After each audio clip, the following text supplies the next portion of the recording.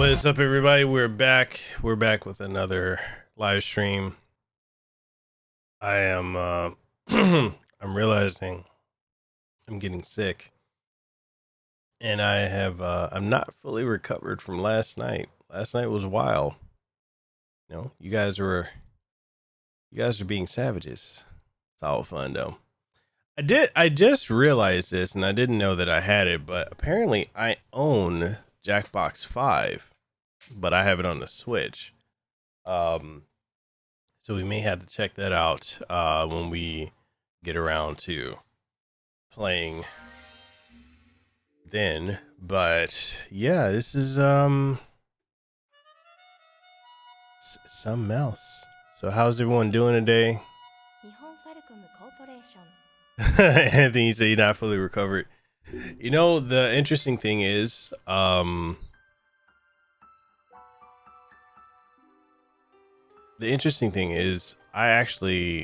barely slept. Like, I think I got like maybe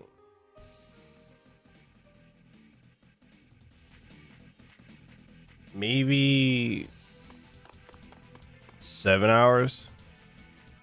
No, not even that. I didn't even get that. I got less than that.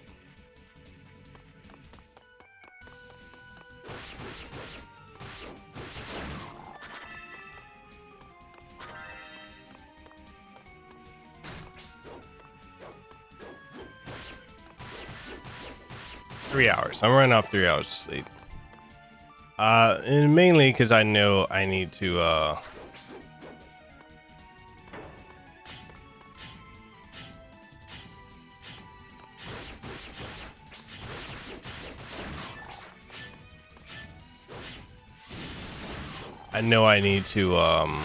put out content, and I'm pretty stressed about that. I'm like, all right, you know, it's that time. It's like sleep or make content. Which do I do?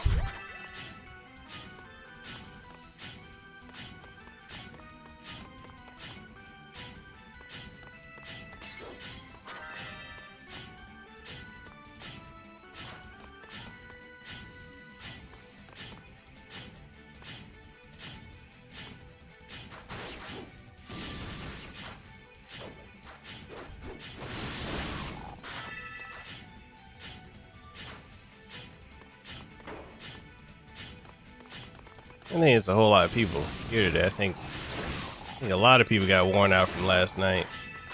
But, you know, it's Monday. So, Anthony, how's your day been so far? Did you have to work today?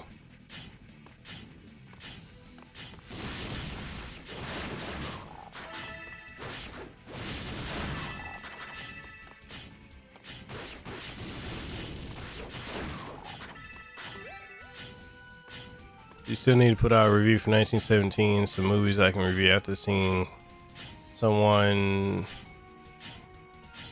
need to let marinate for a couple of days. Yeah, definitely. Sometimes that's the best way you can go about approaching a review.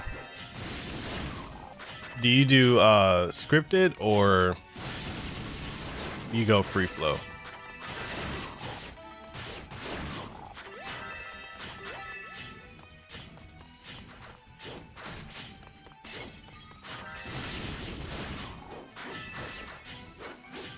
I know, like, for me, I do both, and it's so much easier for me to do script, like free flow. I can just hit record and go with bullet point. Oh, you do bullet points too?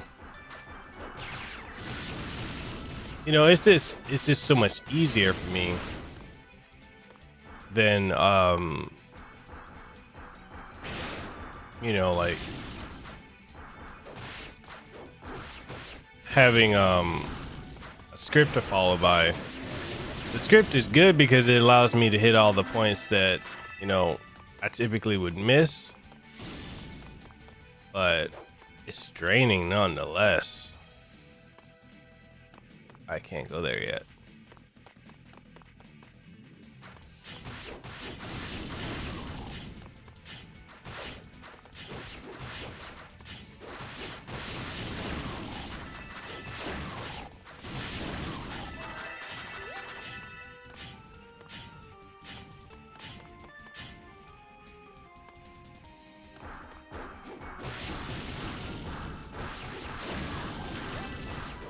it's crazy, man. I finally got finally have health insurance again. It's crazy because my old job, they canceled out my health insurance that I had. So thankfully,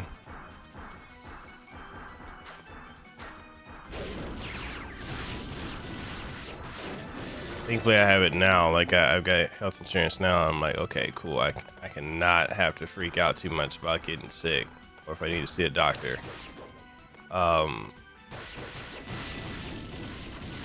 It's just been like a challenge for me in a sense of like, I typically go to see like my therapist,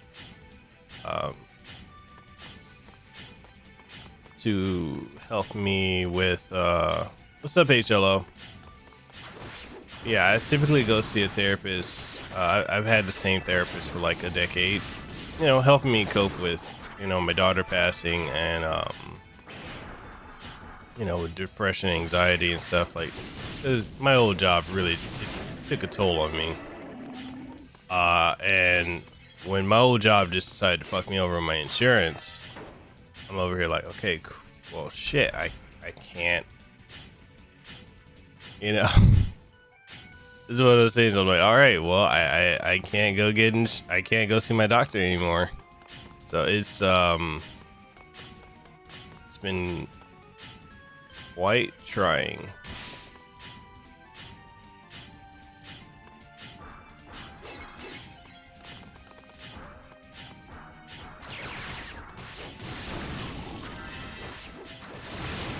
Now that I have it back, I can finally go and see him. I really need to.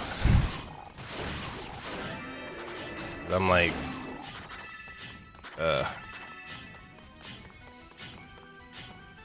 drained.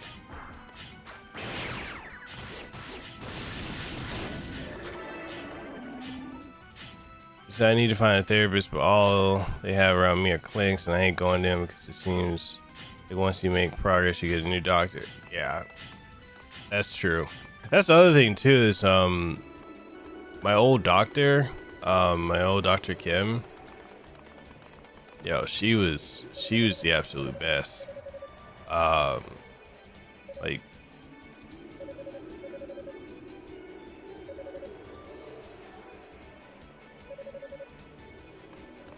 Like, helped me like, you know, going through like the cancer treatments and all that. She was who I would go to, you know, for my checkups.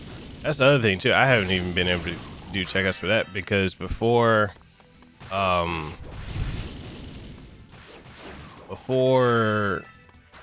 know, my job took my insurance again. Not trying to be a dead horse, but I was doing stuff with her, like just to make sure, like because I had some complications that were popping up, and she was helping me, you know, like, oh, this is the diet you need to be on, you need to do this, you need to do that, and then yeah.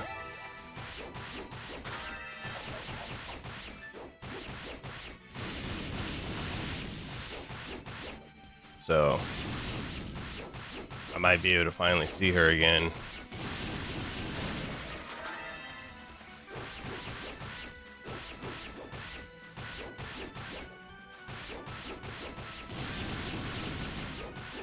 What people don't get, people that don't go to the therapist don't seem to understand is it takes it took me a good year to like get to a point where I trusted my therapist. Like that's a connection that you can't just, you know, it's not one you can just be like, oh yeah, you know, move on, now we got this guy. Like, no, that is such a personal thing. People don't understand that.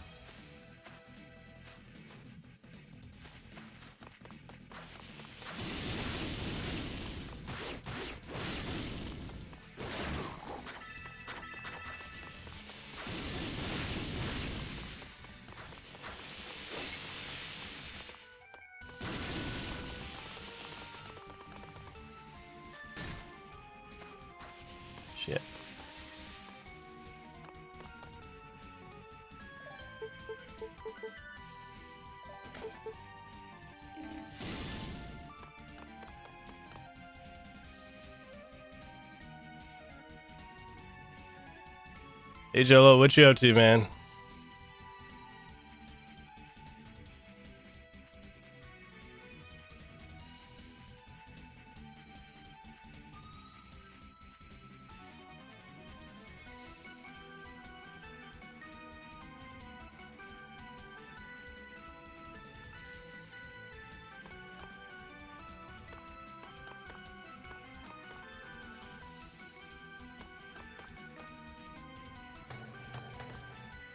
Jeez.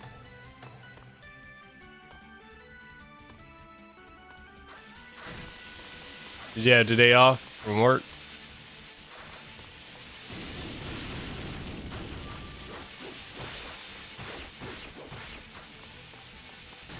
God, these guys.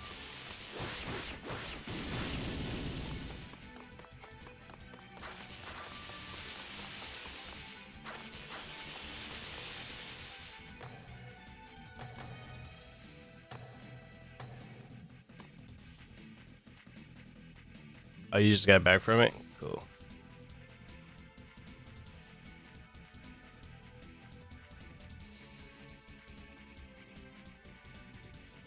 What time did you start today? And yeah, last night was so crazy. Like that stream was bonkers.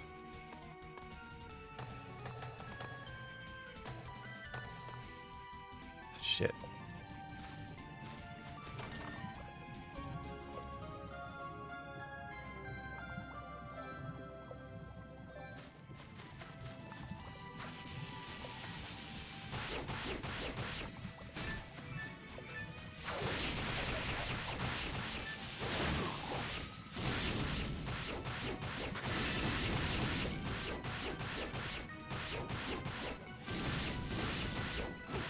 How are you with the insane? Dude, bro, I gotta admit, I was not expecting last night to be as crazy as it was. Like, literally, the inmates were running in. We're literally running the asylum. I'm like, oh my God. Literally having one of those moments where I'm like, what did I start here?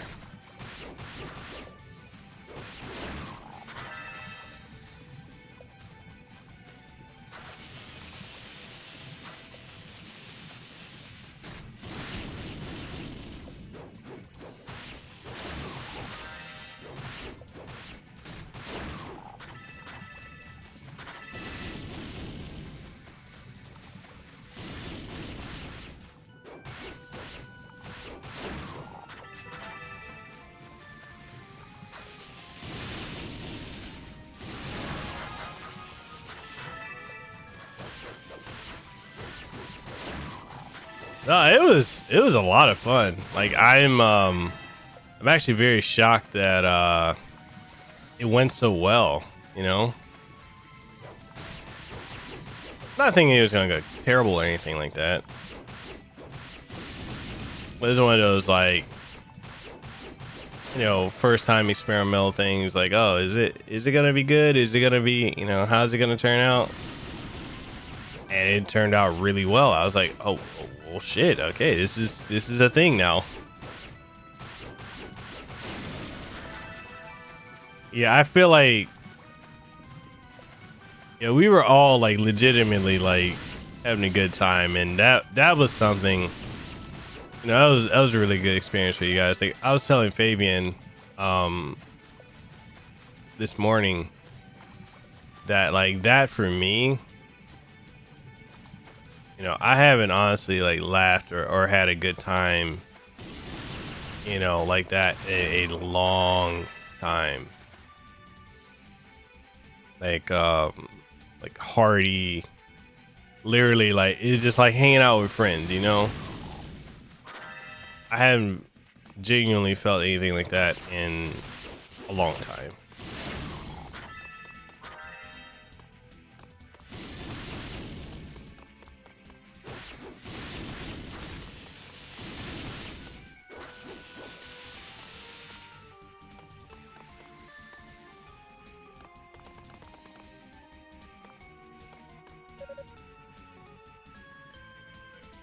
Because I was kind of worried about people getting on the game and not doing anything just to take up space. I actually had that same concern, but I'm glad that it turned out. I'm glad it didn't turn out that way. What's up, Chosen? How's it going? Hopefully, hoping your day has been good so far.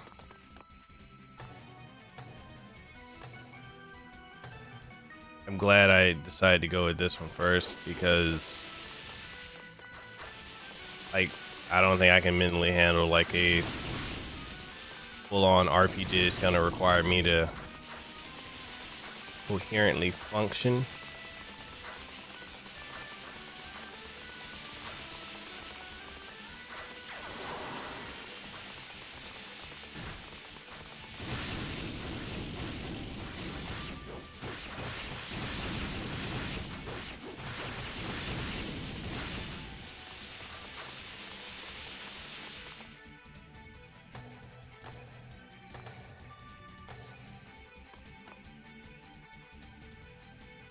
Wonderful one. Just finishing up on Uncharted 4. How you feeling today?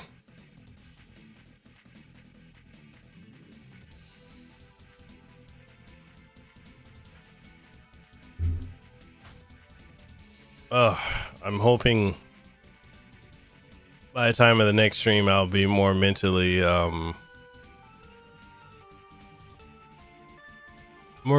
there.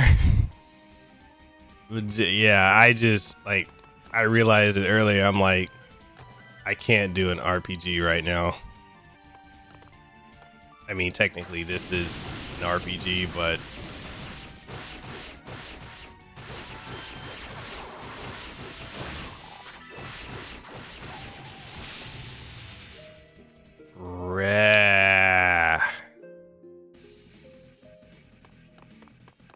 all that progress I just lost.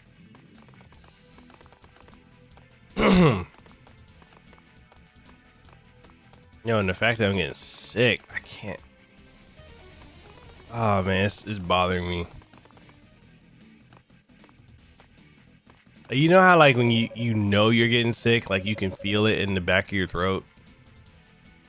The JRPGs are great, but you really do have to be in the right mindset. I'll get big into one of them for a while, and then I had to put it down and take a break.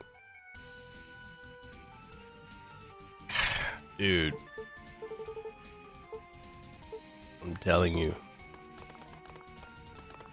So what do you think of the game, Rebel? He's in a little pain, but a lot better mentally. Thank you for earlier. I think I'm gonna restart streaming and just try to put out.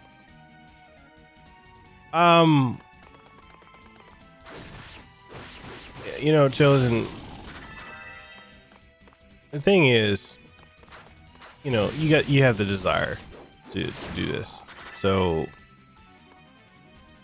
if you let it, if you sit and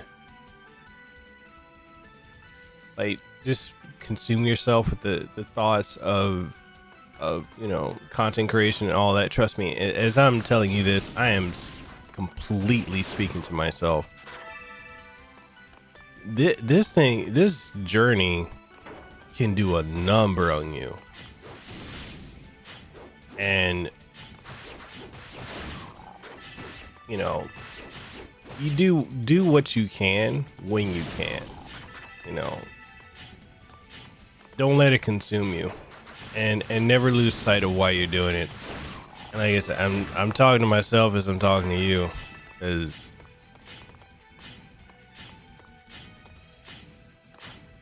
I am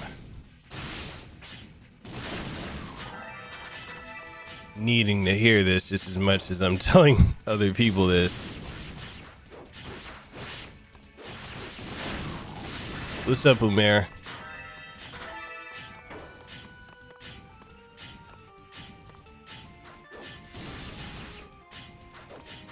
There was a thread I was on earlier today on Twitter where this you got these YouTubers that have been at this for years, and I think this one guy has actually been on YouTube for about 10 years, and he was like, you know, I don't know how anyone can make it on YouTube, blah, blah, blah, blah. And then you had another person that was like, yeah, you know, I can't stand the fact that, you know, these people make irresponsible choices to go full time and then, you know, have the nerve to expect that their audience to, you know, pay for them to live. And I'm over here like, who the fuck is you? Like, granted, there are, you know, creators that are kind of grimy. At the same time, I'm like, you see so many people talking out of their ass that haven't done it and don't understand the inner workings of it. They're like, well, it's not a job, blah, blah, blah, because, you know, you're not clocking in. I'm like, yeah, but I pay taxes. Yo, what's up, Alex? How's it going, man? And it's just, it's something when you see people that have been at it and, you know, people that have been at it for years and people that will never try. And they're the first ones to be, especially the ones who've never done it. And they always want to tell somebody what they can and cannot do. I hate that. I hate it with a passion.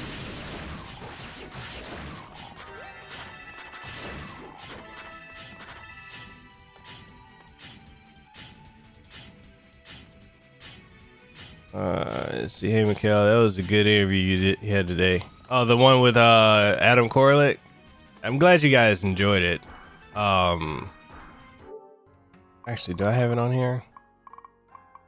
Okay, so the voice actress for Donna and Ease 8, Lacrimosa Donna, the main female character, I'm interviewing her first thing tomorrow morning. And then I'm also, I'm going to have on Amazing Lucas tomorrow. I think we're going to do a live stream podcast. Then, Mike Tendo of Dude You Haven't Played That Game. And, who else? I know I'm having Boogie 2998 on eventually. We've been DMing back and forth a lot. Oh, fuck me sideways. I thought when I hit it, it was gonna pause it. I just, son of a bitch. Yeah, Boogie and I have been talking via DM.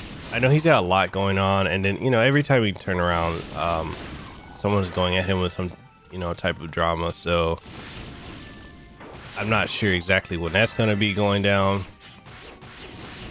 In about a week and a half, 2 weeks, I'm going to be having, well, Mark Whitten is actually going to, you know, the voice of Seth from Fire Emblem 3 Houses, and Alex from Street Fighter 5. He's going to be, him and his girlfriend, they're going to be staying at my house, for about a week. They'll be out here in Hawaii on vacation. So,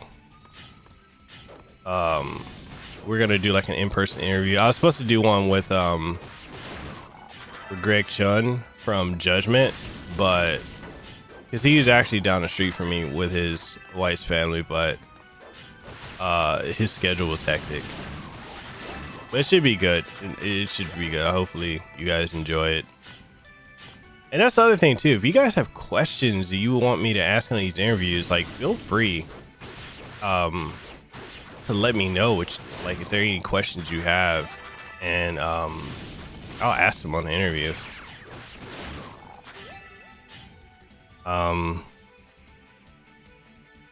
He said finish off the third playthrough. Oh, for this, so you went through all through playthroughs, all three characters. Are you gonna do the at-all run through? So yeah, I'm trying to really grasp that. I guess because, well, I think I told you the whole why do I do a situation. So this to me is life, like, for real, and I hold myself to such a standard because I don't know.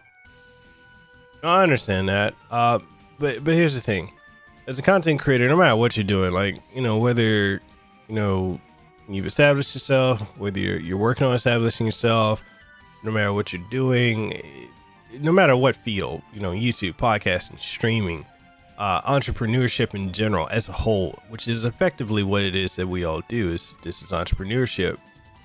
You're always going to have that thought in the back of your mind. You're always going to have that. Why am I doing this? Which is why, like, today, I've only slept like 3 hours. And I'm fighting a huge bout right now with depression.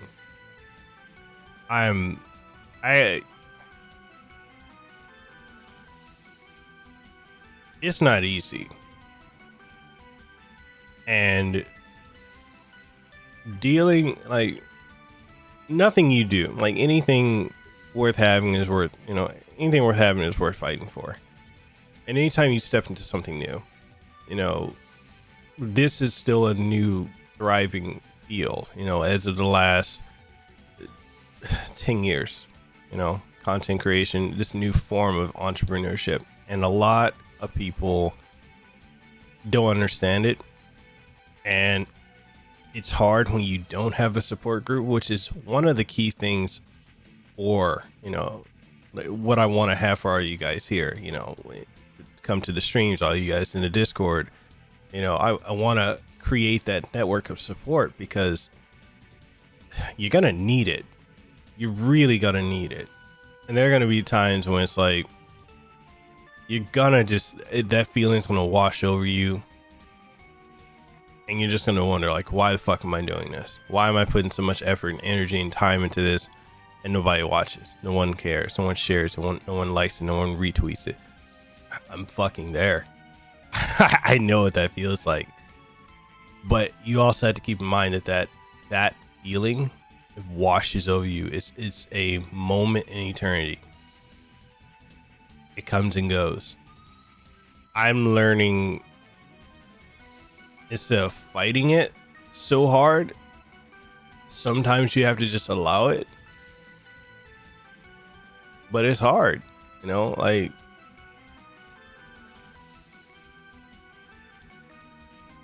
I look at, sometimes I sit and I think about the fact that I don't get any support from the Hawaii audience, barring Desiree and Clint when they come here. They're cool. I love those guys. But, like, people in Hawaii don't fucking care what I do. Don't support it. But I can see other people I went to college with, other people that I know, and people will support them, But me, you're just sitting on your ass playing video games. What you do doesn't matter. And I've been told that. I get told that all the time. We're dealing with in-laws that absolutely hate you. And anytime they can kick you when you're down, they will kick you. And, dealing with,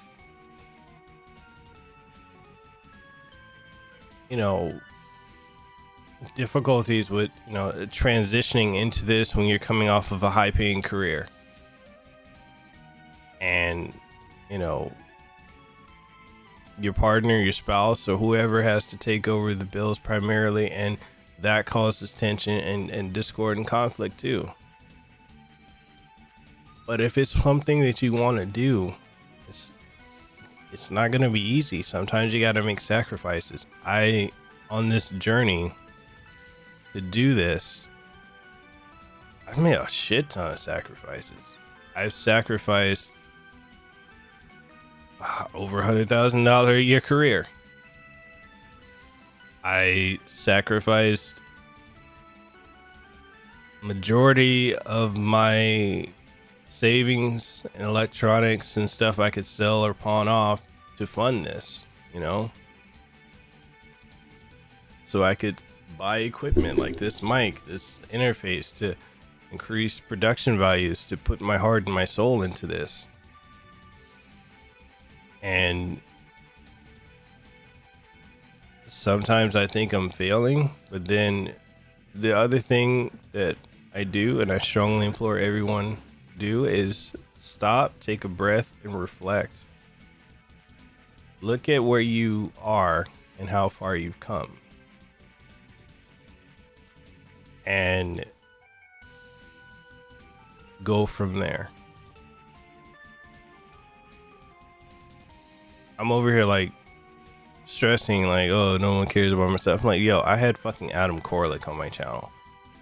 I had, I've got celebrities, staying at my house when they come out to Hawaii, hanging out with me, right? I got people on a text, or I can text them on there on speed dial. If I hadn't pursued what I'm doing, I wouldn't have that capability and the doors that opens. Like, I've got a potential sponsorship happening with Aver Media. I am praying to God that I get that. I'm praying that I get that. High probability I will get it, but I'm praying that I get it.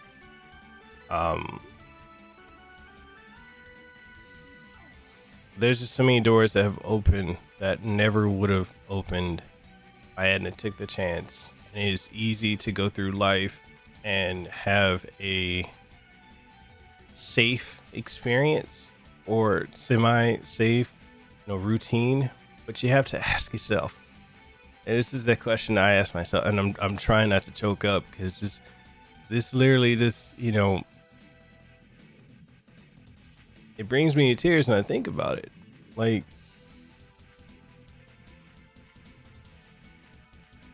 do we want to live a life on our terms? Do we want to get to the end of our life and say, we lived life, we literally lived it, we did what we wanted to do, we explored, we traveled, we gave everything we could? And if we have kids, we gave them the best opportunities that we could by setting examples through our own actions? Or do we get to the end of our life and we say, with regrets, I wish I did this, I wish I did that? And the years that I've worked in the hospital industry, seeing so many old people, so many people on their deathbed, chronically ill,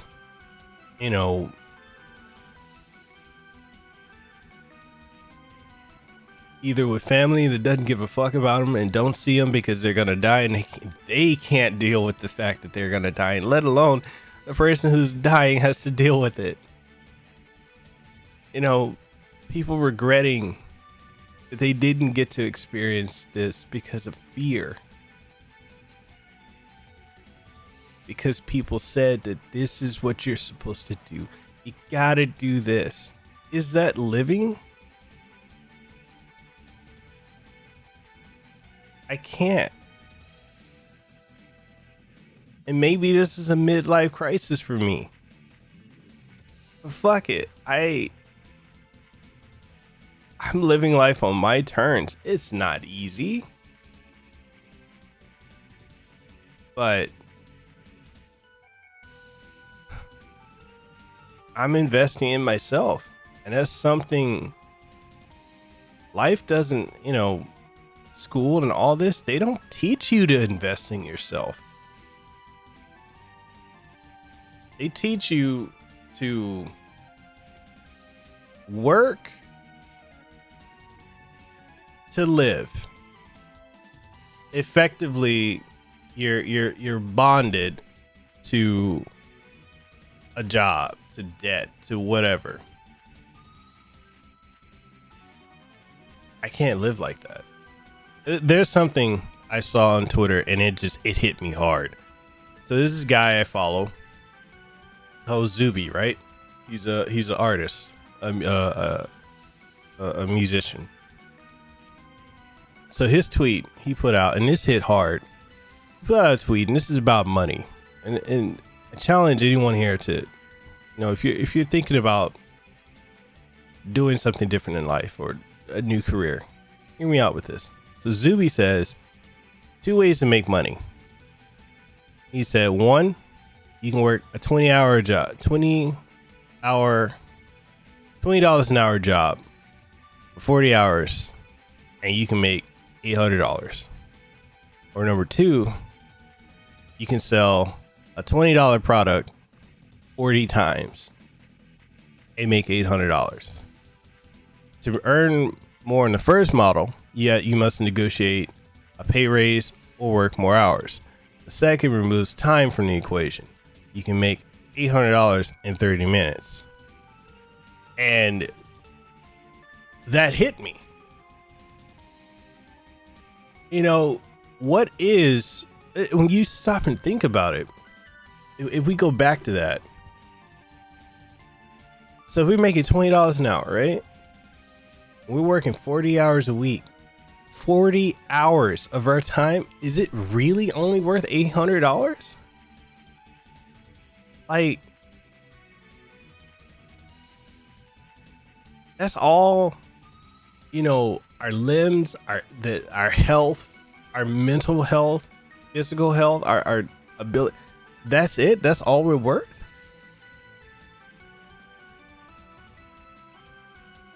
Can't be. It can't be. Yeah, I'm sitting on my ass playing a video game. Yeah, I'm talking to you guys. I'm streaming live on YouTube. And when I'm not streaming, I'm editing. I'm writing scripts. I'm balancing out audio. I'm engineering audio. I am brainstorming new things to come up with to put out a product to people that hopefully they enjoy, with eventually at some point, you know, they'll dig it.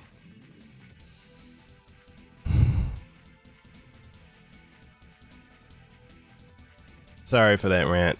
I got a little emotional there. So you say, are you going live with it or premiere? The one with Brianna Knickerbocker, the voice of Donna, that one's gonna be pre-recorded because she doesn't want to go live. I wish we could go live. I think it would be a lot more fun. I was gonna be mad early too, because I got to be up to do it at 5 o'clock my time. And then Alex, you said you're doing great work with these interviews, bro. Keep up the good work, man. Alex, I appreciate you for that, man. What's new with you, man? I haven't seen your I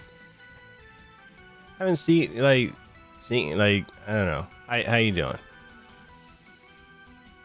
Spirit, you said never got around to play Ys Origins.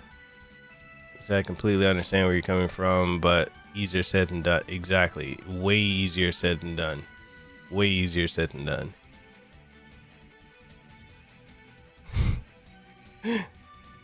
There's a huge difference between surviving and living, and I don't think a lot of people understand that there even is a difference between the two. I think a lot of people assume that, you know, clock in or clock out, and then when I clock out is when I'm living. That's not saying a job is a bad thing either. We all need it. We all need something to do to keep ourselves, like, you know, motivated, doing things. Nothing wrong with that. He's a hi, Miguel. Stream, what's crack lacking? Not much. Just recovering from last night and just airing some thoughts, some feelings.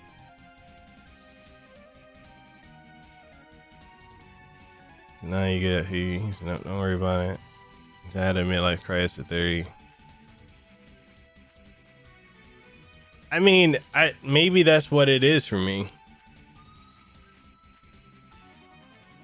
You know, maybe it is a midlife crisis. I don't know.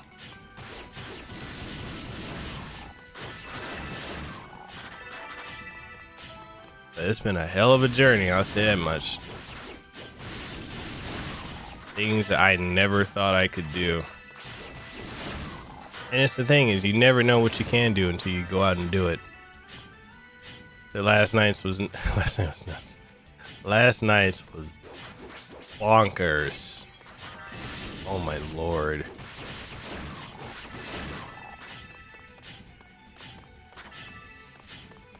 Oh yes, this inmates run the asylum.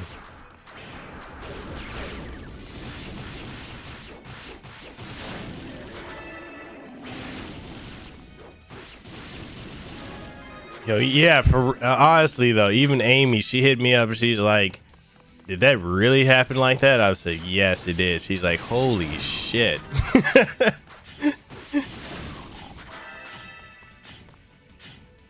I'm just glad I managed to air out my stance on the spiked the spiked dildo situation.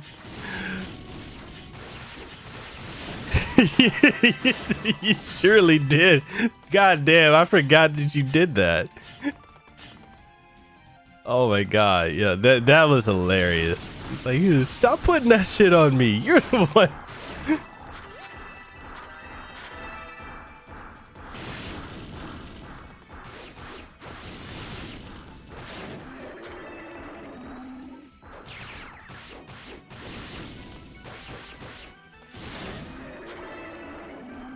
So I wonder how many of the captions for pictures had to do with Amy. Bro, I swear, dude, I've lost count.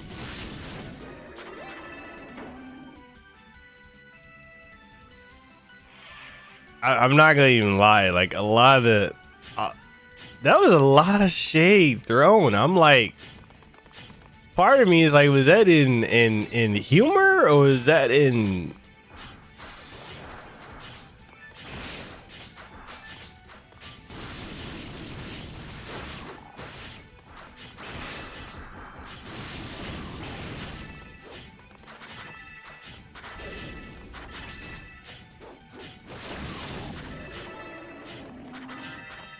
You said part of me thinks it was a fair bit of it was in malice. I mean, I'm over here like, jeez. I mean, she didn't have a reason to complain before. She definitely does now.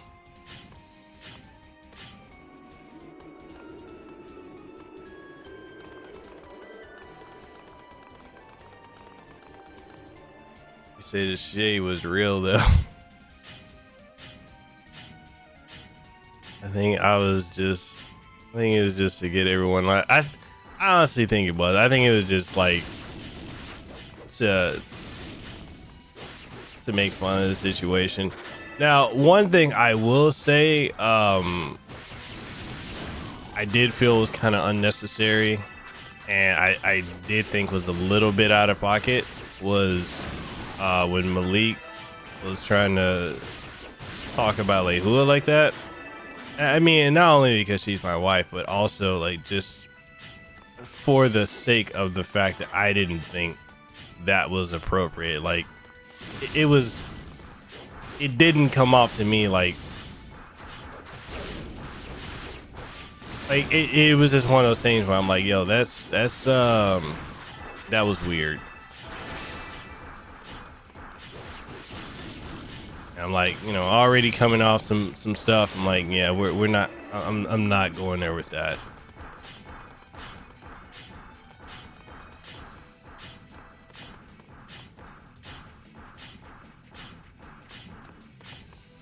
He was trying to. I think he was trying to make fun of how she plays games or something. Or not, or, you know, it was. I saw it and I was like. Yeah, because I was like, bruh, why are you starting that shit? And not only that, but I was like, dude, you don't even come around. And you awfully cozy. Yeah, it's hella cracks.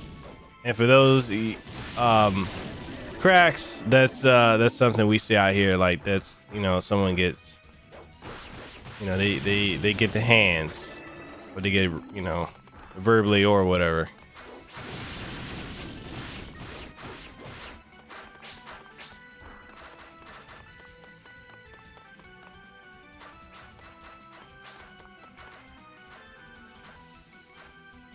But yeah, I don't know why he decided that was appropriate, and I'm like,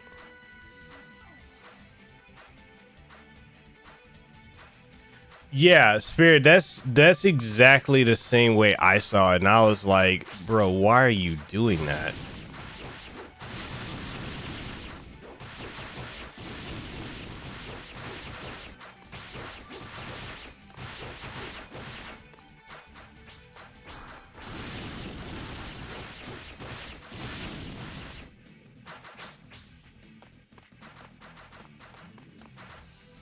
Yeah, like when he pulled that, I was like, all right, you're done. I've already, so I read people, you know.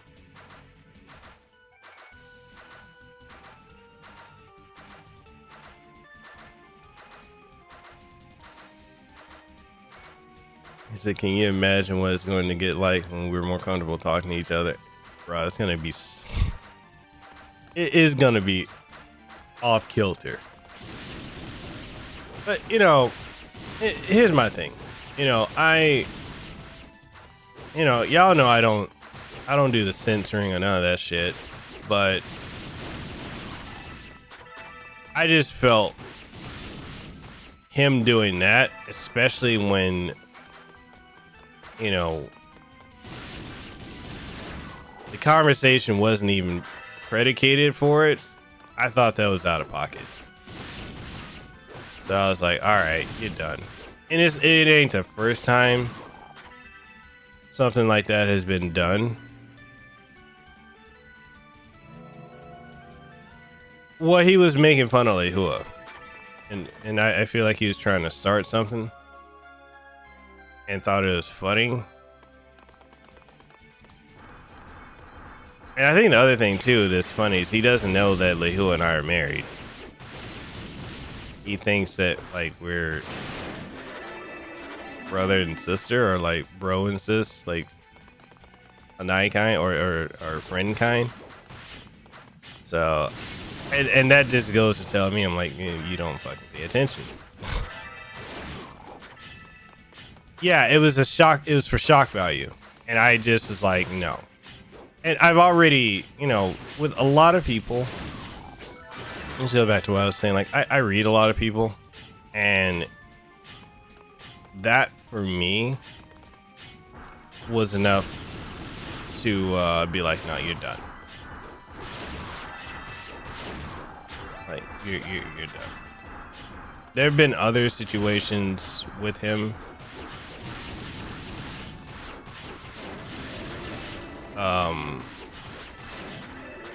And, you know, and that would be one thing. Like, if you're gonna talk smack about somebody, but we're not close like that, like we're not friends. I don't even know where he got off like with that comment. Like, oh yeah, we're friends. I'm like, wait, what?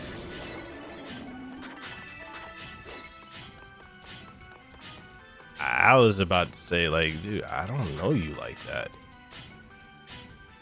Well, actually, that was not the word I was about to say. I was about to say something else, but you know, I can't be saying certain types of things.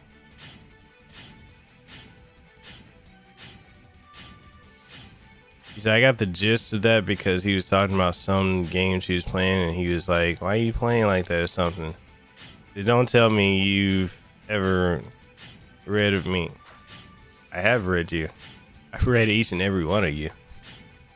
Can't help it. That's my. So I have a minor in psychology, and it's anyone who goes into psychology. It's like you can't turn it off. You really can't turn it off. He said, I'm good at reading people too. My ex is with someone that don't make time for her. I tried to tell her it was going to be like that, but she never listens. right?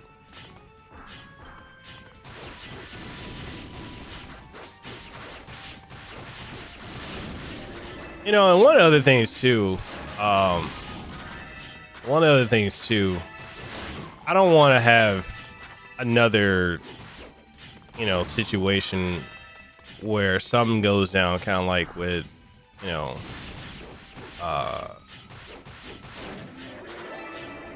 with the goddess. Like I don't want that, another situation where, you know, that gets out of hand. So I was like, no. Read, y'all want me to be like Miss Cleo and read your fortunes?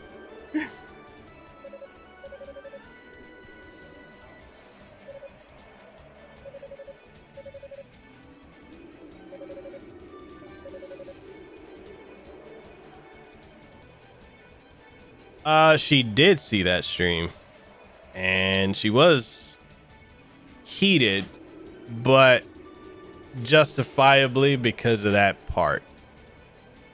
Like that just was, that's why I said like it was out of pocket. Oh, you mean goddess? Yeah, she's gonna be heated. I thought you talking about like Lihua, but that end part.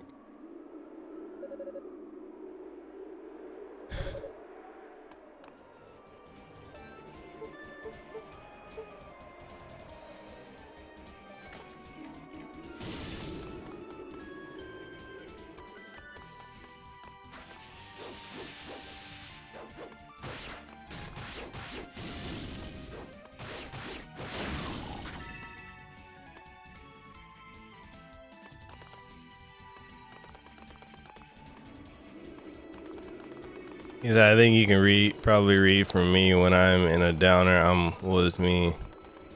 I know I need to work on that. Dude, we all do.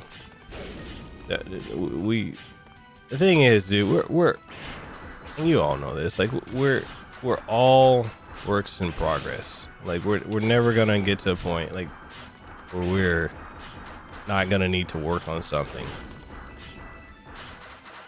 I'm just of the tough love type, and I know that that's not always, and I admit it, it's not always the best approach. You little bastards. But you know, I'm the tough love, you know, quit your bitching. What are you trying to accomplish? Don't lose sight of that and keep it moving. Like I said, I know it ain't the best approach.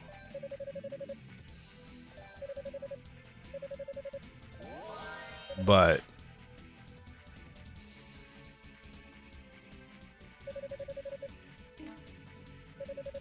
you know, I also, you know, one thing about me, and you guys have probably picked up on this, I don't interact with or take the time to deal with people that I don't care for. Like if I didn't have some type of vested interest or care for you guys, I wouldn't, you know,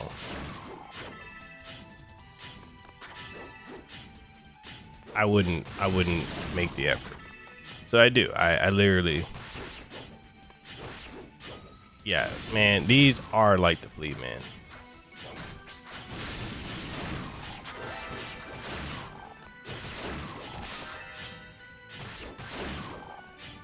So I always ignore you. I don't always ignore you. I'll be about that bullshit. No, most of the times, I'm gonna tell you guys this. Look, a lot of times I'm late to getting replies, like getting back to folks. Oftentimes it's just because, yo, my notifications be going off like crazy. And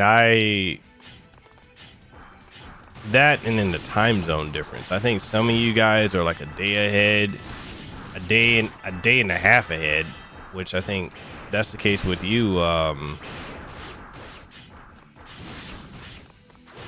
You Spirit, you're like a day and a half ahead. It's what, Wednesday over there now?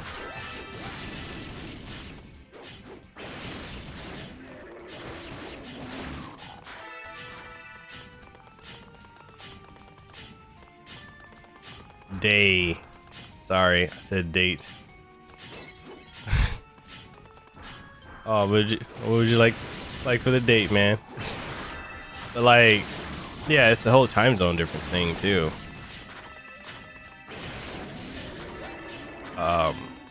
And Chosen, I think you're 3, 4, 5 hours ahead of me. And Anthony, I think you're 5 hours ahead of me. I know HLO, I think he's like 2 hours ahead of me.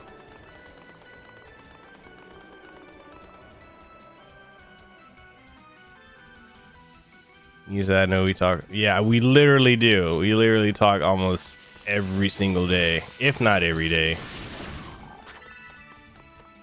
I got a friend in Australia. There's a day ahead of me.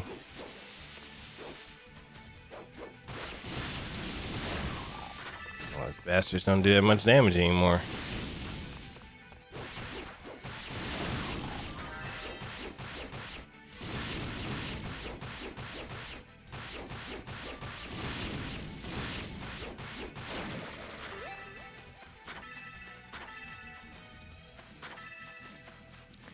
Yo, Desiree, is it muggy as hell where you are right now? Like, it's hot.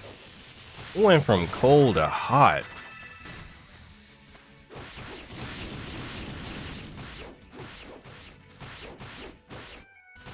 Oh, HLO is 5 there? Okay, so you're 4 hours ahead of me, man.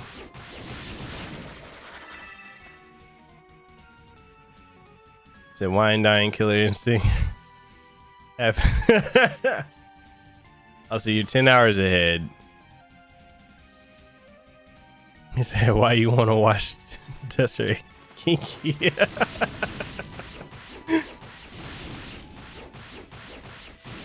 Said my one friend has a buddy in Australia that came to the States to visit, left on his birthday. And when he came to the States, that was his birthday again. Bruh. He stepped through like that's a long ass birthday. I need to do that. I'm like, yo, I need 24 hours.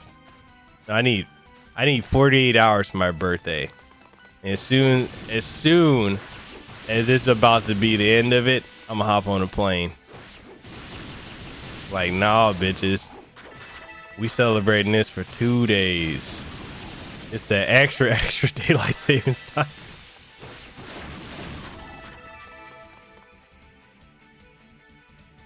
He said, on another note, I blame all you guys for introducing me to this crack known as.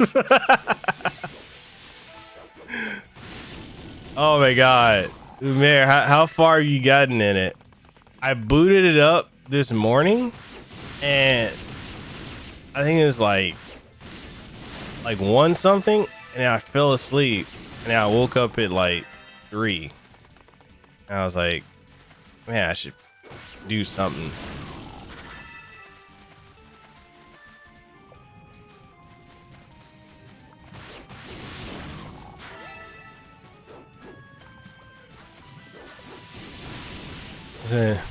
No, I seen your comment earlier. Don't be.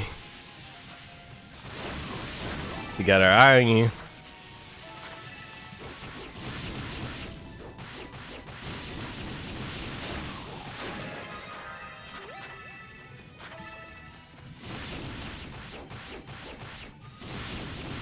You bet. All right, HLO. Don't be roasting you.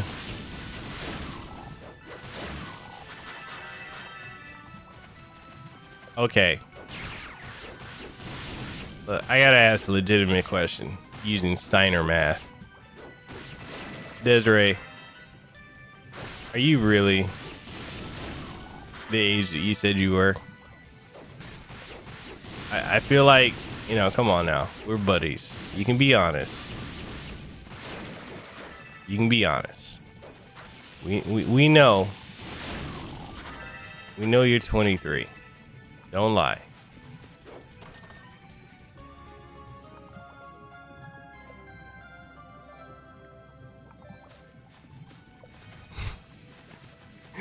Got two Hawaiian women that want to kill you. Well, if Desiree, if she doesn't seem it, I could be wrong. If she's one titta, oh my god. You gotta be careful of them tittas.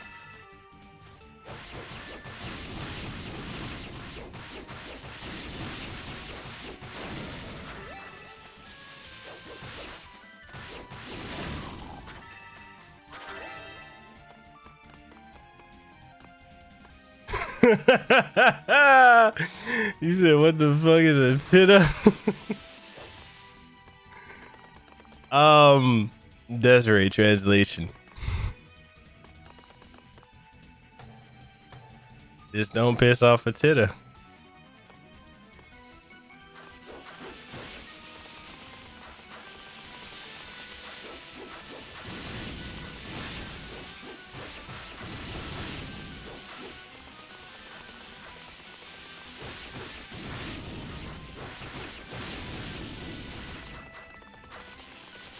Alright, I can just knock you bastards off the edge, huh?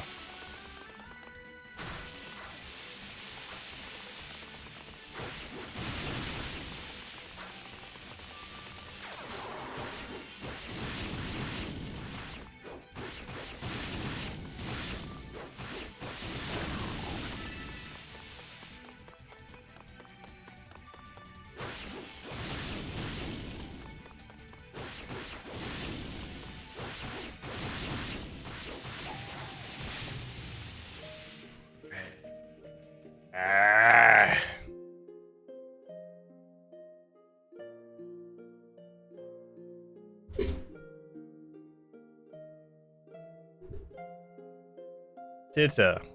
I said titta.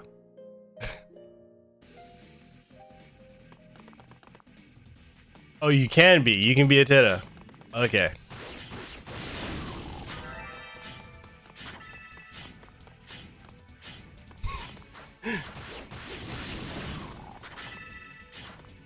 So a titta. Still wait on the translation.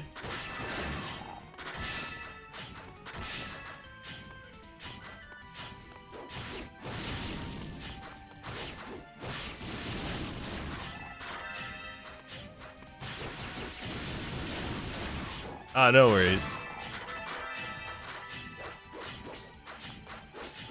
I know, but you know, there's exceptions.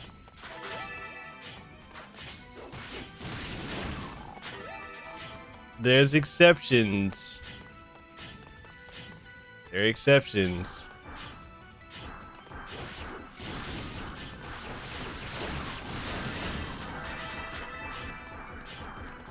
Oh shit, they don't even know what one Mahu is. Have we ever explained to you guys what Mahu is?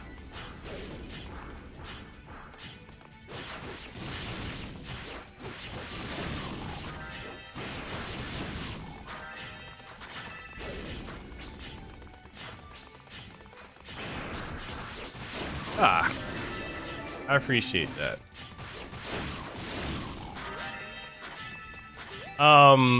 So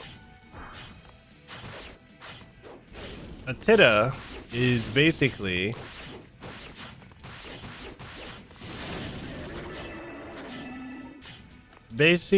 a woman in Hawaii that you do not want to piss off if you enjoy lifing your testicles. They will give you cracks.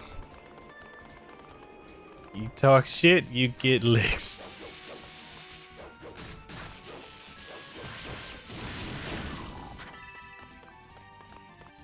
Like, you piss off one titta, she gonna be like, what? What's up? No, that sounds more like one local boy.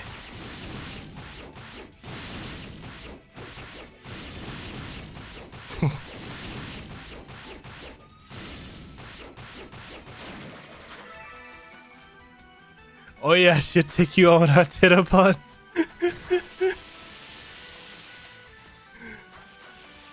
So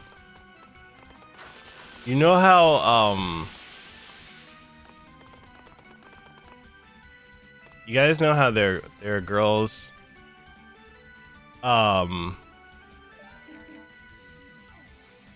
you know how there are girls that put their hair up in a bun, right?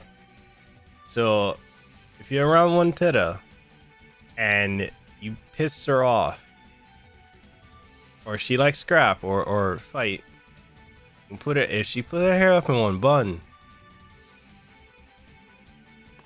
pray for you.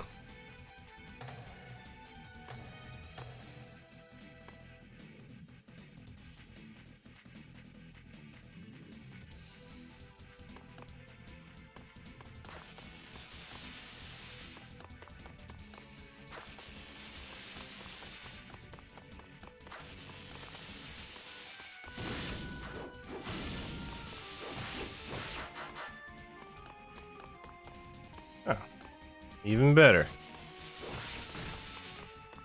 Easy way to get rid of them.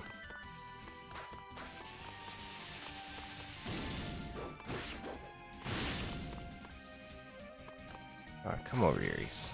Come on.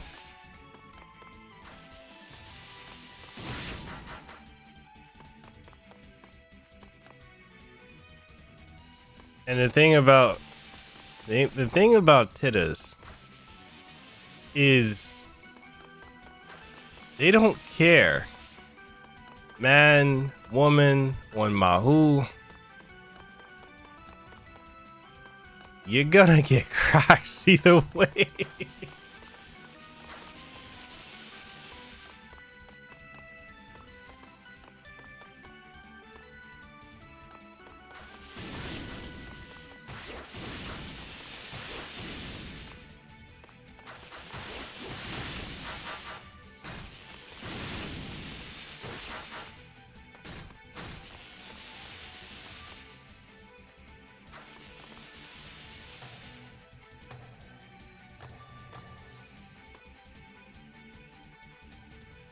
He said, I've learned if I ever visit Hawaii, be the most respectful, keep my head down, and don't dare talk back to anyone or anything.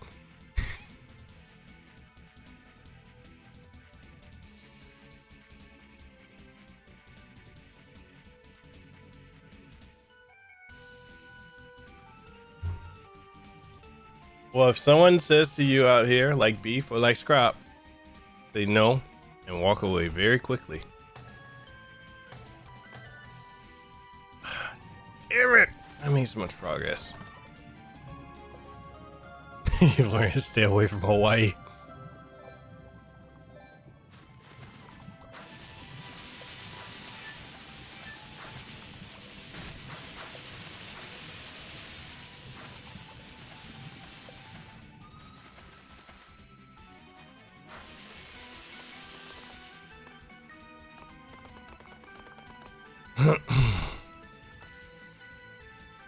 Because I'm a history buff, and me, I would really love to visit Pearl Harbor. Ah, dude. Ah, nothing wrong with that.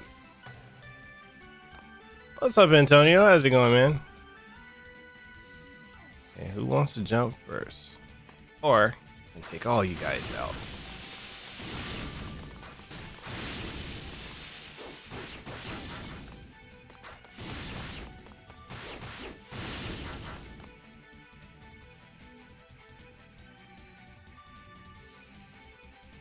And it gives me a chance to heal.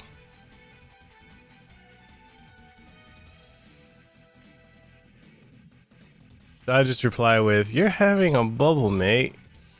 If you're looking for an orgy, you can wake up. They're gonna think you're speaking pigeon. You'll be like, Waka, what you say? What? Like scrap.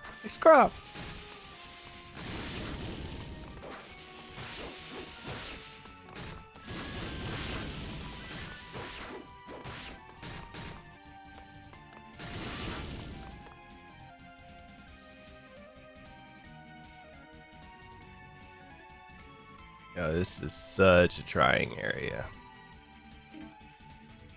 I'm cool. I was playing Metroid Samus Returns on my 3DS. Bought the game this weekend. What do you think of it so far?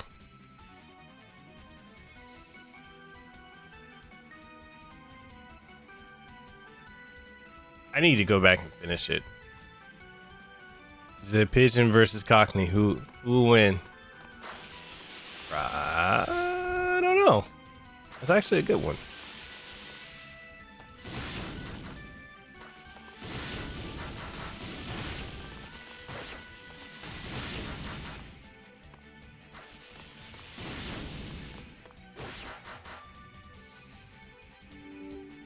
See?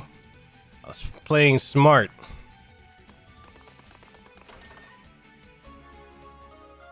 So I can get the boss key. Now I need to take my ass somewhere and save.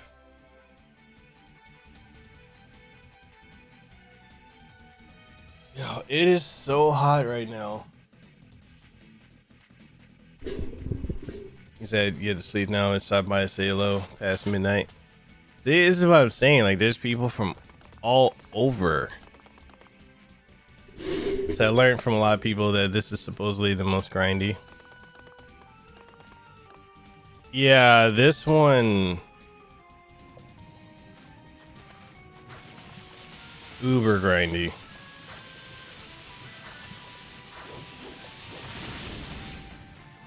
Like way more than the one Lehua was playing. I think she's playing. Was she playing Arc and Official? No, she's playing which one she was playing, but the one she was playing wasn't bad. This one, jeez. Grind City.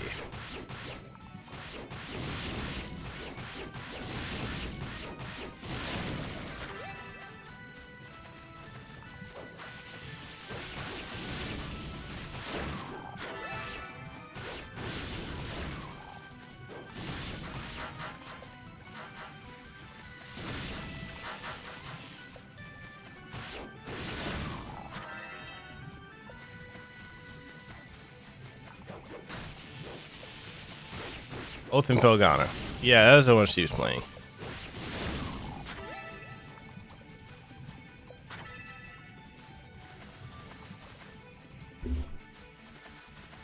I still need to work on the script for Alright,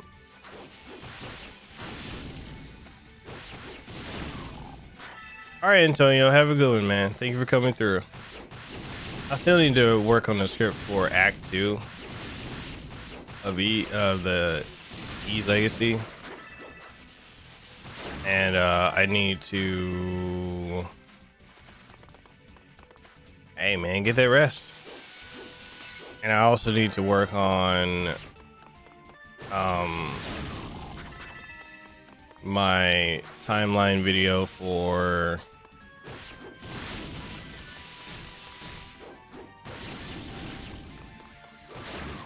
whatchamacallit, for King of Fighters.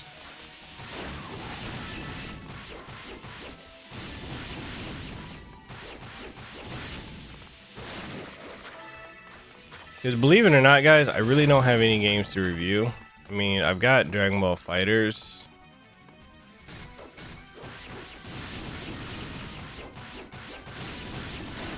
Not Dragon Ball Fighters. Dragon Ball Z Kakarot.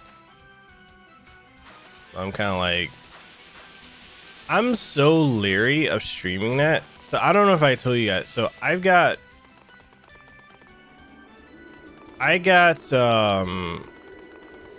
copyright strike this morning for my Final Fantasy VII. Just the intro movie that they got leaked. Just that little bit, and I got a strike for it. So I effectively have 2 strikes. If I get another one, my channel gets deleted. So, die, Fleetman. And it was super out of nowhere. I was like, wait, what?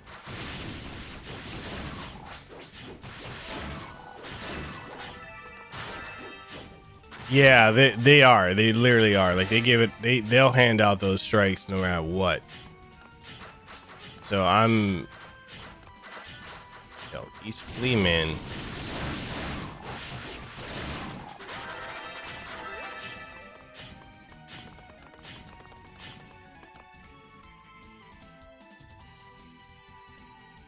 Yeah, if you get 3, your channel gets terminated. So the strikes are removed in April. So I'm over here like, that's why I'm on, like, I'm so nervous about, like, I know everyone's like, yeah, I'm gonna stream Dragon Ball Kakarot and blah blah, and I'm like, yeah, I don't want to risk that.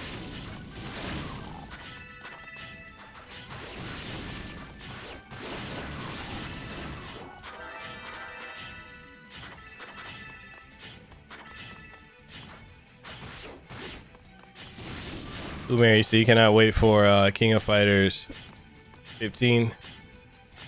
I want to know where they're gonna go with that story.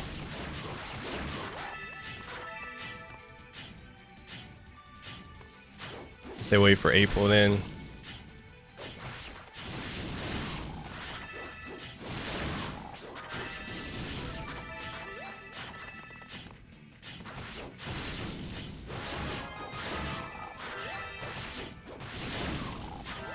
The thing I find interesting about how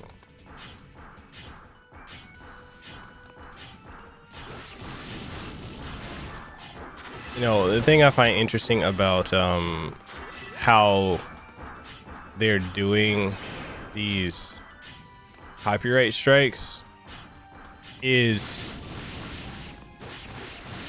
a lot of the bigger channels that have covered it, they're not striking them. Little channels or smaller ones, and this goes back to the whole how YouTube treats smaller creators versus, it's kind of like the whole titty streamer thing on Twitch.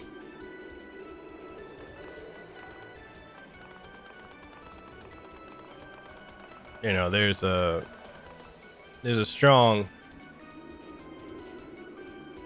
a strong bias, and you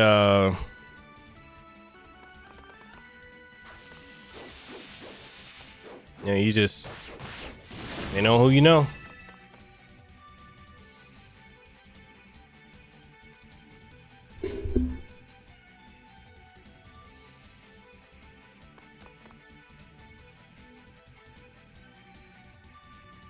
He said this might be a good time for discretion. Yeah. I'm really gonna be, I gotta be super careful. Like I don't need to get another strike.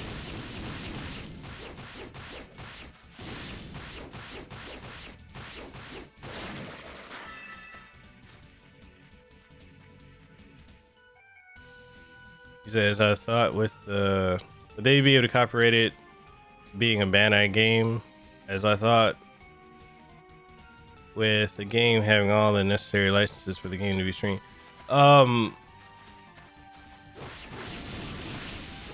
The reason I'm concerned about it is because when Dragon Ball Fighters came out, Bandai Namco was handing out copyright strikes like candy. They're like, yo, here's one for you. And it admittedly is what killed the game.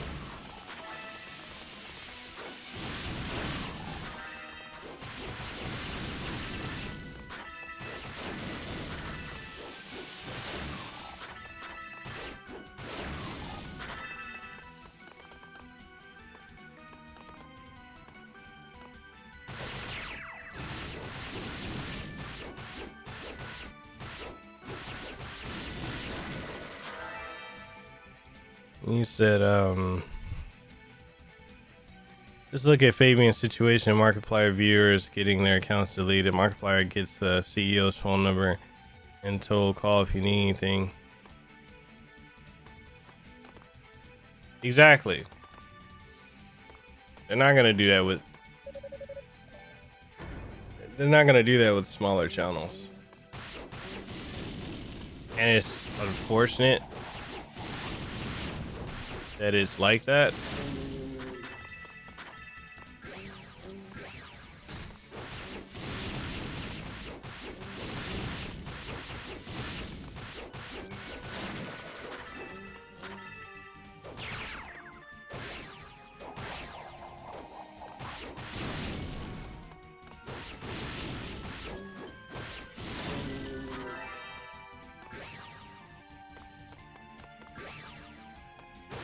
That's the thing that just really gets to me is like how, you know, you look at how these companies like YouTube, how they cater to.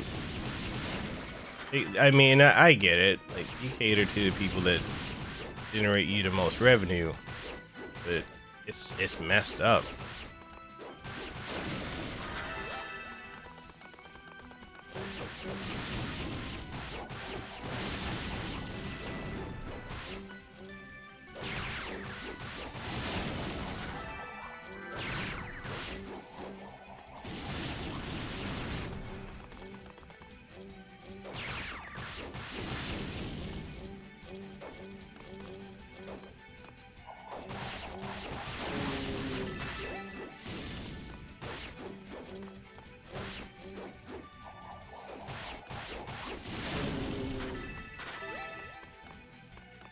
He said maybe the YouTube Messiah, the quarter. Oh my Jesus.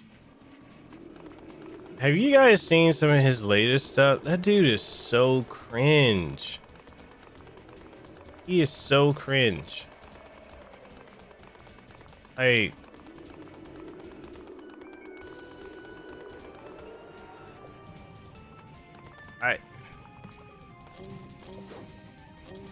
used to like his stuff. And now I just got to a point where I'm like, I can't.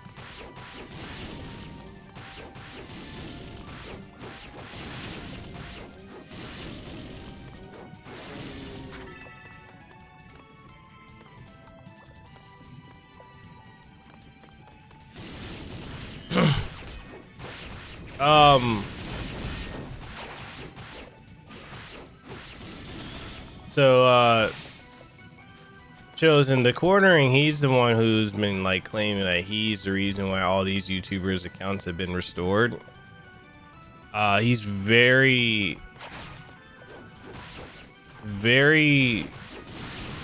self-centered, egotistical, and he's very much a clout chaser. Like if he can find a story, like if there's something trending, he'll make a video about it.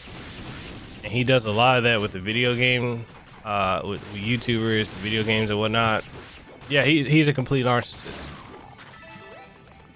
And the thing that gets me with that is, especially when he jumps on trends, like he was all over the Mortal Kombat trends saying like, oh yeah, you know, Mortal Kombat is woman and you know, it's feminist and this and that, and it's got all these microtransactions. And the only person that was dispelling that was Fabian, because he's the only one that actually played it. All these other journalists didn't play the game.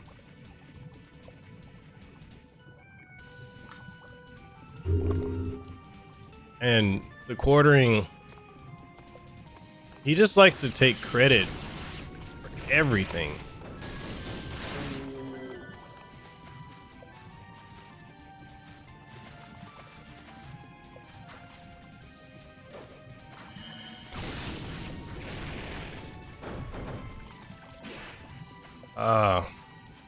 It's right there dead. I have to use a certain thing to kill them.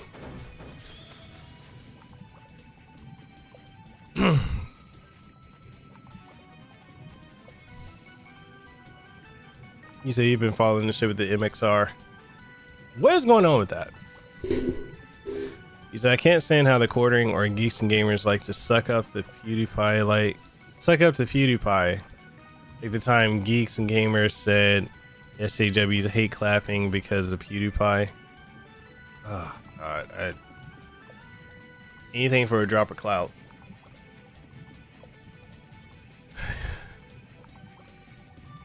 because this stuff I'm drinking looks like liquid ass. It's not as good as the other stuff I had, so it's a 7-hour digestive protein with green tea and MCT oil and flaxseed, and I forget the other seed. There's one other seed I threw in there. It's okay. It's not great, but it's okay. He said it's gotten to the point where when I hear one of these creators using the word "wah," man, immediately lose credibility. Yeah, they're the only time I think it's actually credible to use it at this point right now is the new director for what is her name? For Captain Marvel 2. It has credibility there. That new writer director lady is, yeah, she deserves it.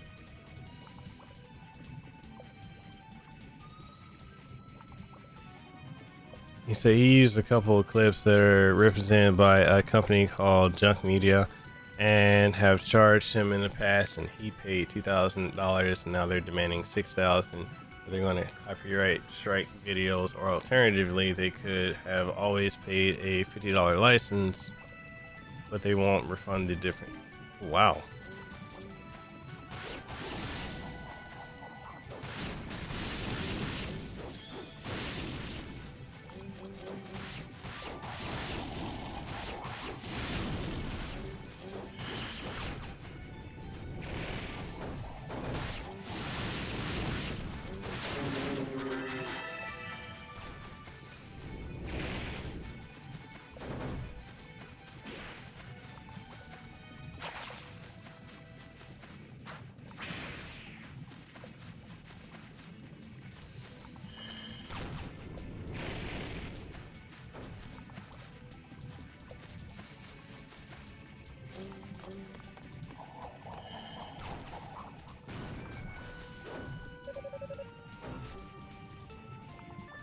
He said, but they won't, and it's come to like that people that they're only going after MXR because he's paid in the past and they're extorting him. So I'll be honest, with Captain Marvel, if Brie Larson would have kept her mouth shut, I would have given the movie a chance, but because she has to be so condescending, it's nauseating. I can't. I honestly refuse to watch the movie. I don't. And I think also the other thing for me is I'm superhero movied out right now. I'm over it. Like, it's just, there's too.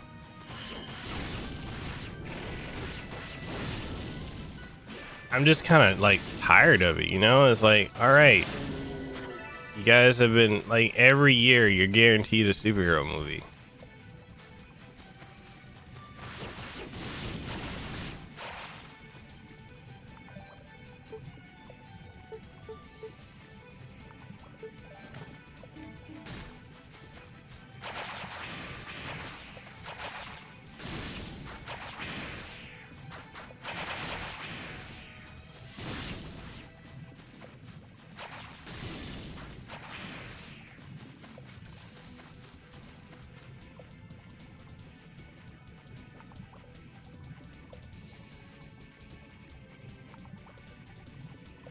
You say, yeah, I don't like Brie Larson.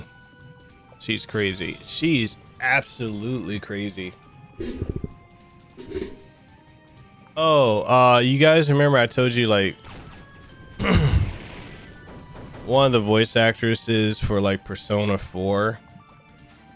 I think I told you she's one of the voice actors that had been had made threats to me.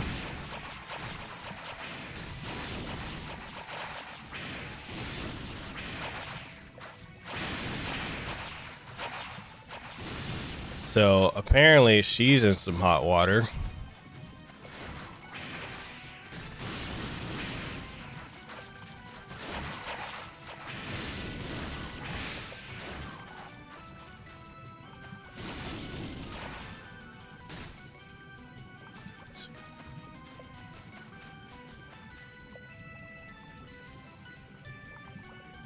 Yeah, she's in some hot water now because apparently she was at some convention, did a roast, and she went fully unhinged.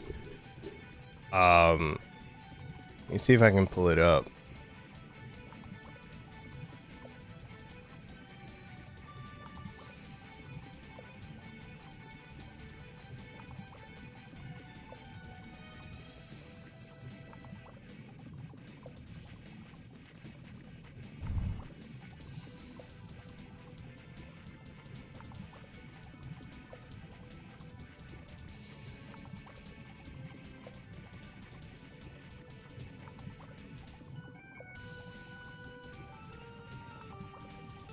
So I'm gonna drop the link in the chat. This bitch is crazy. Like, and I mentioned in the chat, well, not in the chat, but in the comment section about I was supposed to interview her, Amanda Wynn Lee, and I talked about how crazy she was, and I'm shocked at how much, you know, people was like, oh, you need to show evidence and this, you know, show them, you know, put it out there. And I'm like, yeah, I will do that after they buried themselves.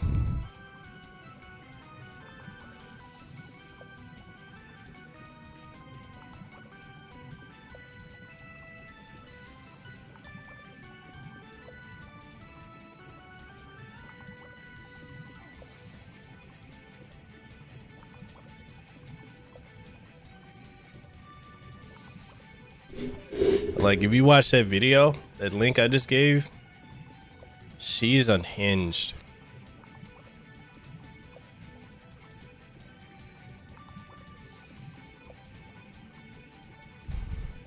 He said, I'm superhero movie out too, but I still do kind of want to see Wonder Woman. I definitely want to see. When was it, 1984? Definitely want to see that. He said, because I love how Gal Gadot promotes the character. She doesn't make it about diversity or feminism. And she's sexy as fuck too. He said, I know it doesn't especially help now that Disney is going to be putting out 4 Marvel movies a year. I'm just ready for something different to be the next big thing. Yeah, they need to take a break with the superhero movies. Because I heard the cast of Avengers don't even like her. No, they don't. I don't think they do. Did you see the interview with Brie Larson, Jeremy Renner? Until is taking every bit of restraint. He had to keep his mouth shut. Dude, for real though. Did I hear about Tessa Blanchard? Yeah. The thing is, you know, that goes back to my thing. Like, I need facts and evidence. I can't tell if she actually did or didn't do it.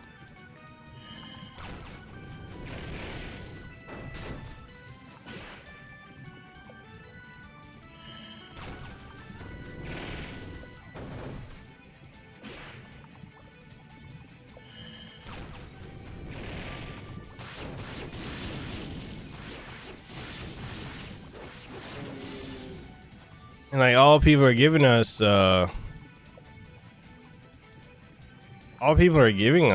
is their word. Like, oh yeah, this happened. I'm like, no, I don't believe women. I don't believe men. I believe facts and evidence.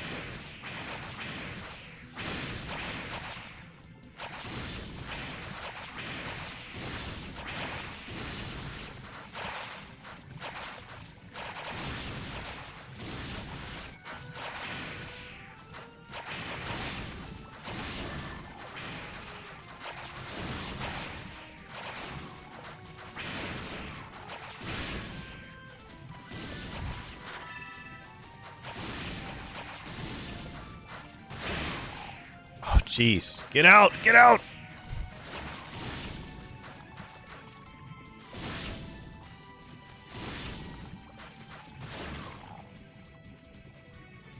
Wait, Chosen, you say, who is this chick again?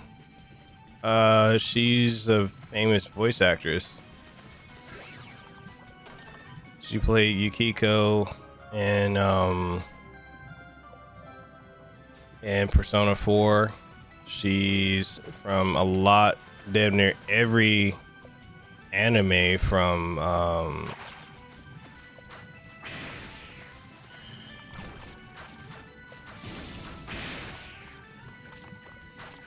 yeah, damn near every anime from the 2000s and the 90s.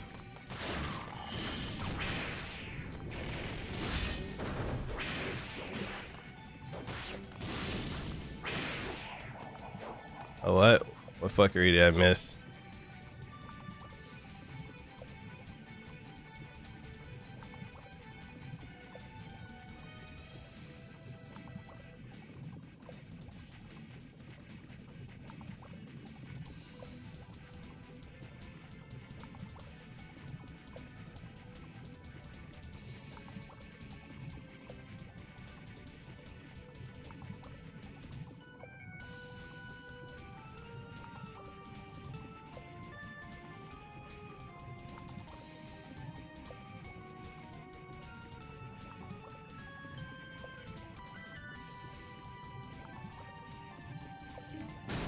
Oh no, she's known for this. That's her MO.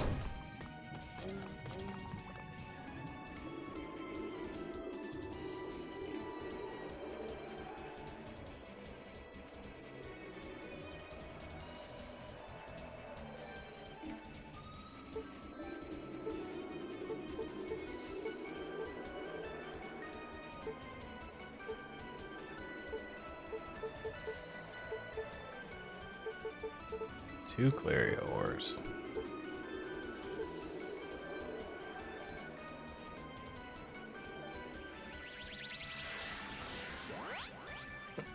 You say even I can't stand the person, I still want facts and evidence. Yeah, due process.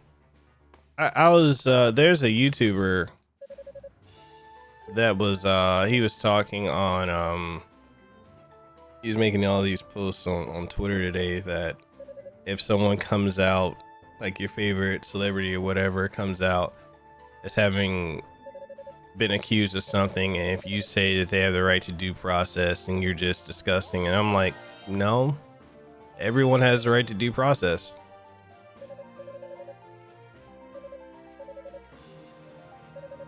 That's the law.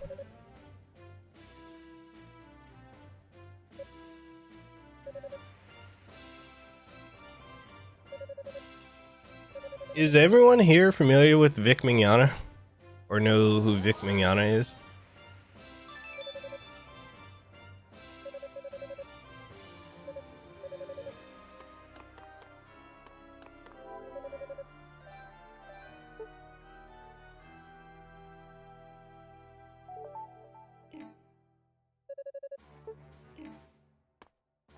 Welcome back, HLO.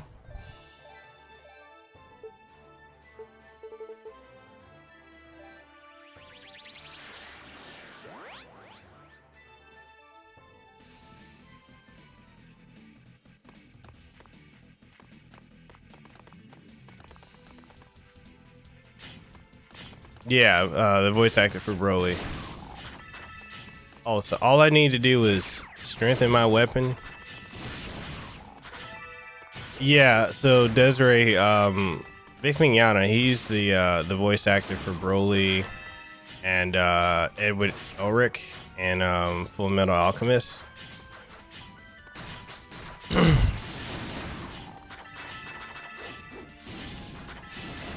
Vic Mignogna. He was also the voice of Vega in Street Fighter 2, the animated movie.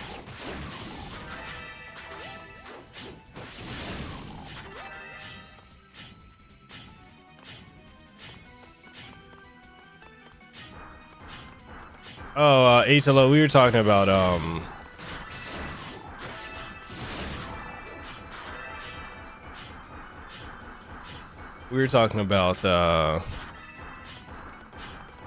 whatchamacallit.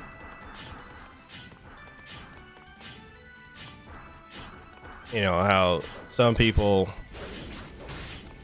like there's a YouTuber that was on Twitter. He was going off about, you know, if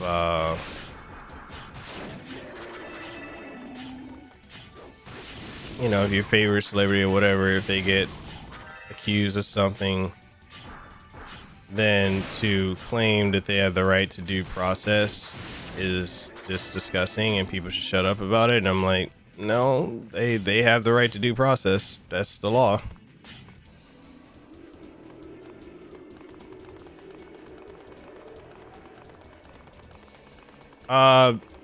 Desiree, he's the one Holly guy, pretty boy Holly guy, the one I did the interview at HawaiiCon.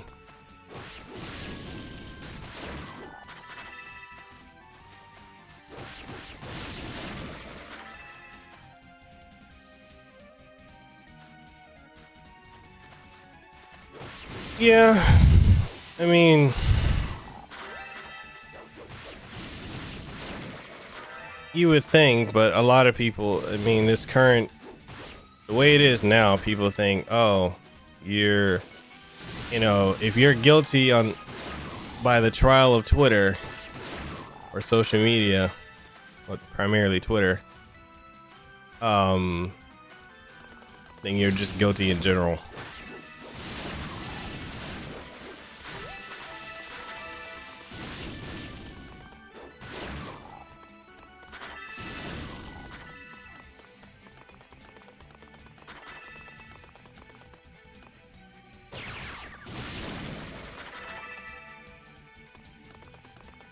That one's probably the best video, like view wise, that I've done in a long while.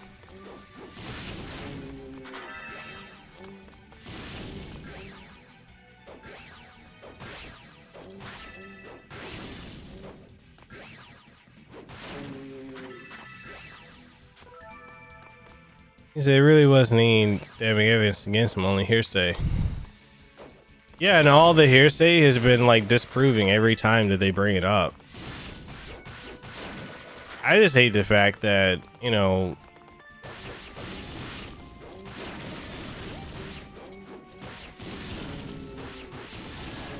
how much of a clique like that group is. Like these voice actors, a lot of these folks are just really unhinged mentally. Say, oh, look, this person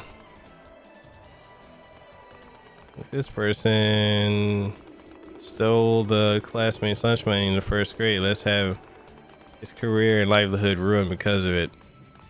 It's basically how it goes down. You're probably the kind of person who thinks that communism is cool but wouldn't survive a week under the communist law, right? I swear, man.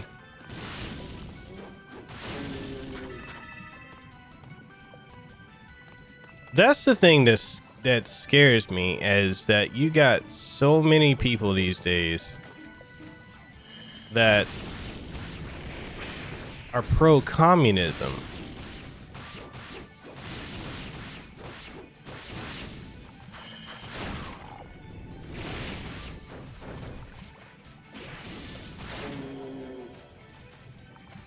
And it's like, it makes me wonder, do these people even know what they're pushing for?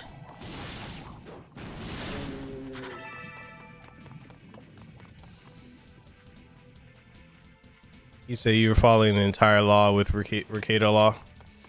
And you know, speaking of which, I need to text him.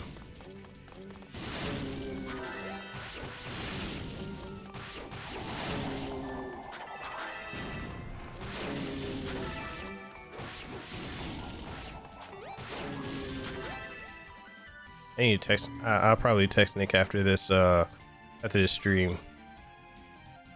He said, but look at the actual evidence that came out about Monica Real's husband, bro, and look how quickly he got rid of his Twitter. How quickly, you know, all of these people were like, "Oh, this didn't happen. That didn't happen." Blah blah blah blah blah blah blah blah.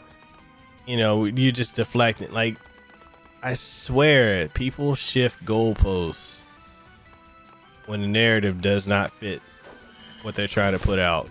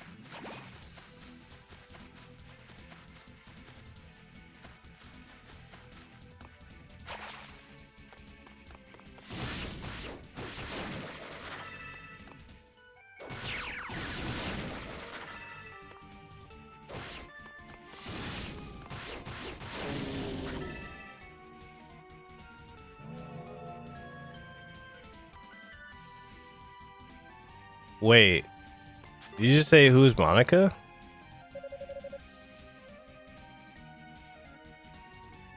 She's like who brought this whole thing against Vic.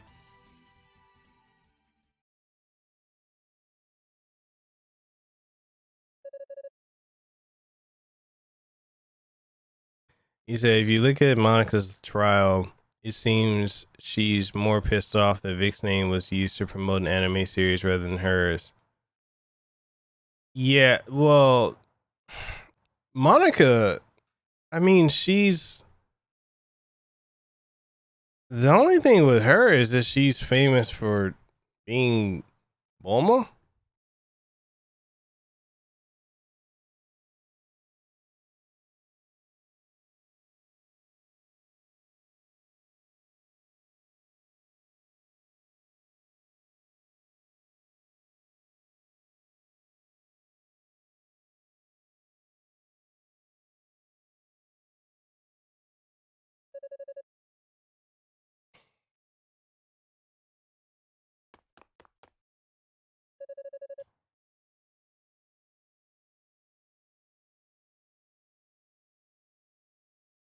And currently, oh yeah, she's Froppy in My Hero Academia. You see, you're gonna watch that link. All right, go for it. Go for it.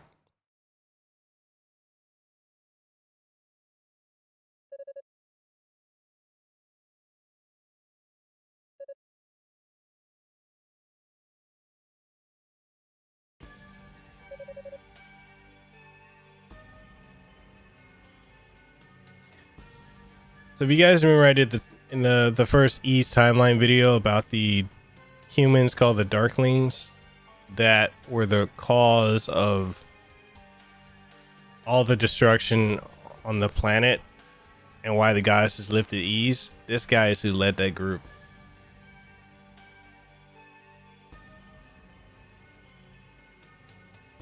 You said she's not even a great Bulma.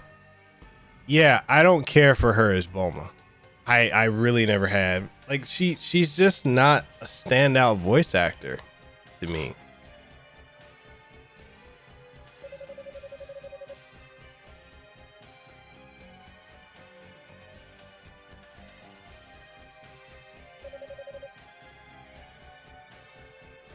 You said, but enough about me. What can you tell me about yourself?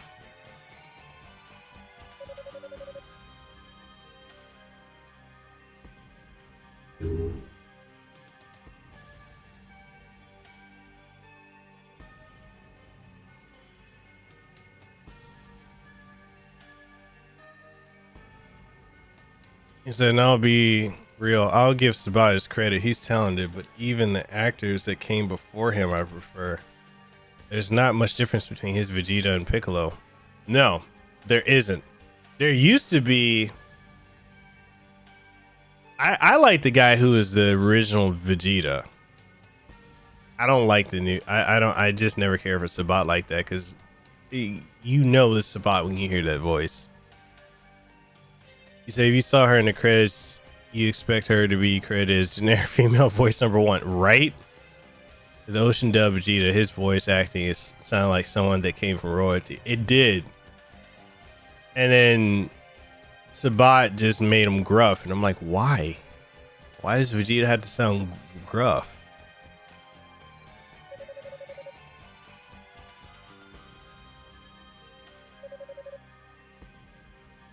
Huh. The ghost goddess told you about that, did she?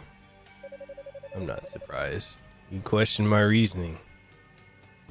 You can see in your eyes that you're a privileged, upstanding individual. But deep down, I think you know exactly why I'm doing this.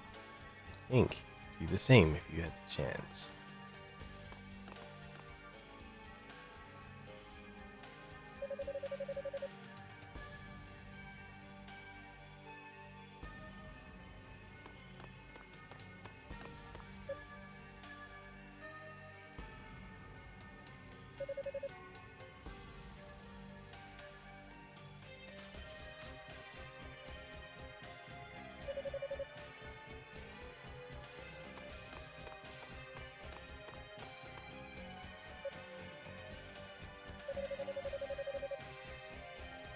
Well, now, it certainly took you long enough. It's sad when a little girl like this can outpace trained knights. Pretty savage.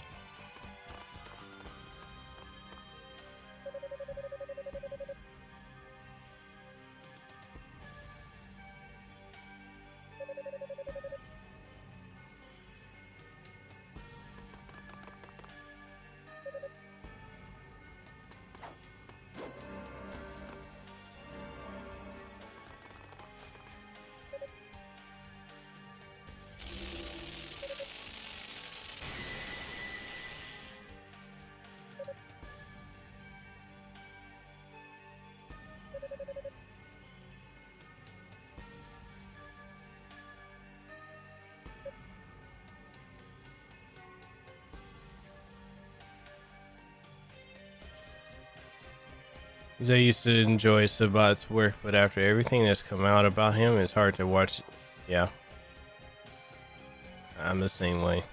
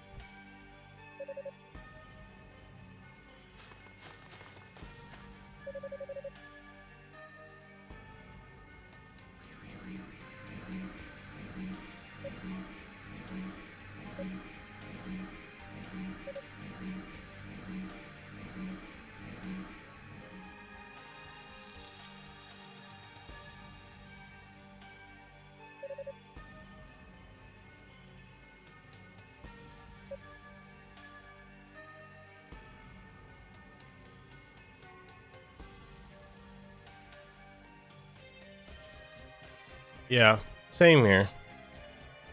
See, we have Schizo Sean Schimmel who thinks he's Goku.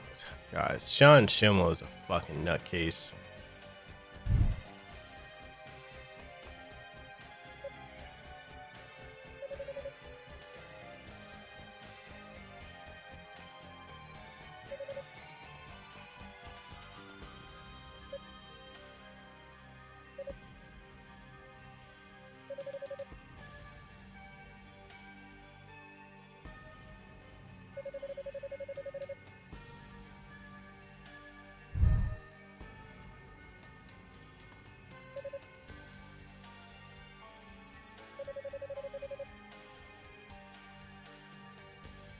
What will it be then?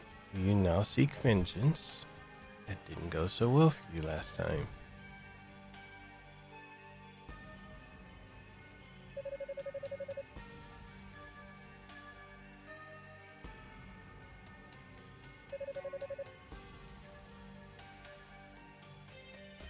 You say, yeah, I really can't.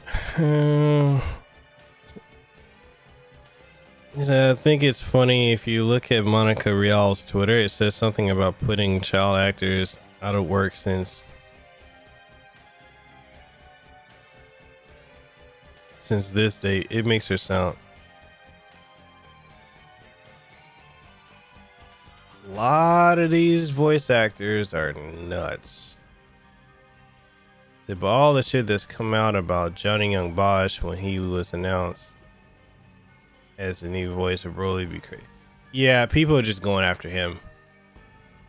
That's and I don't even know why.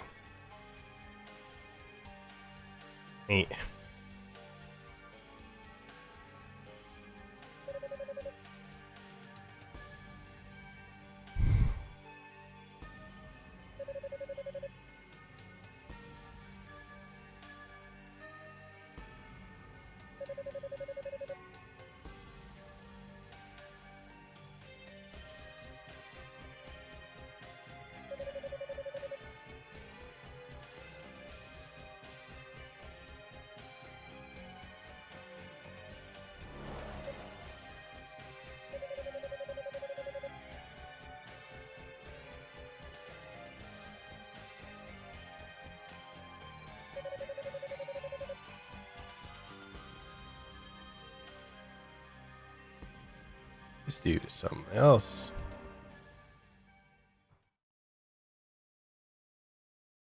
People really need to ask themselves, what would psychiatrists think of my Twitter post?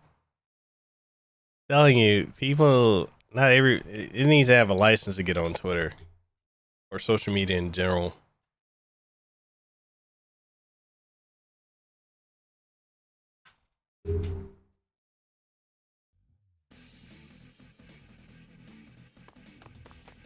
No, he doesn't.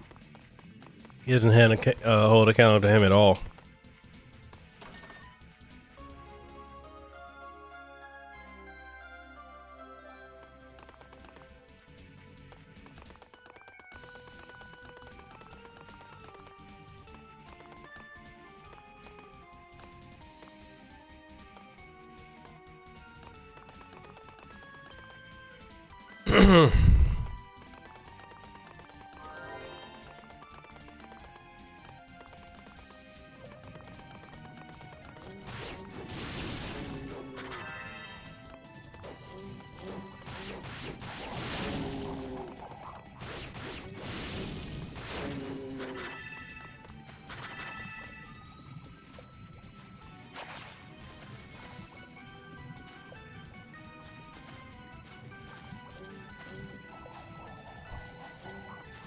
I wouldn't doubt it. I wouldn't doubt it.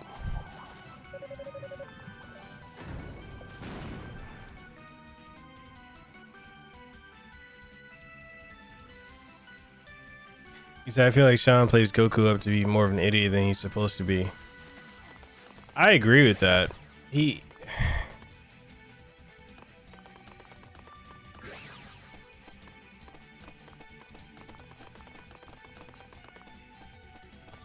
I know Vic really does not like him.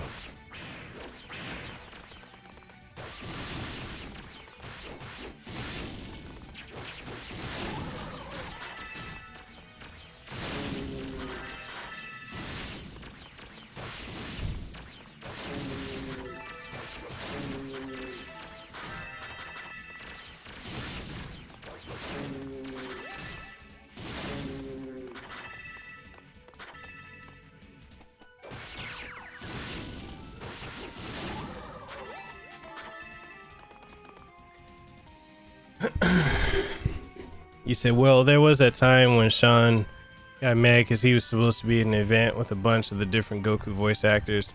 Yeah, he threw a bitch fit. I remember that.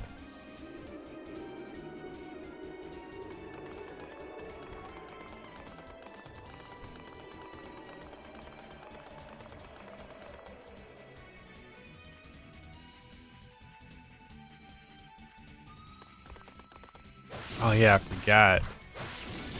Yeah, I forgot about that, Spirit.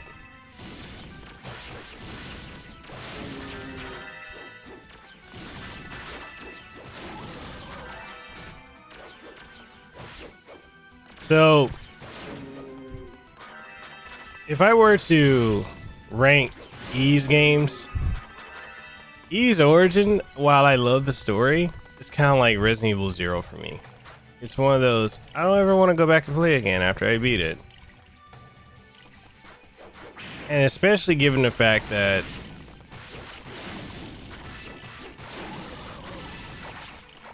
to get the true story, you've got to play this game 3 times. I mean, granted, you are getting your money's worth.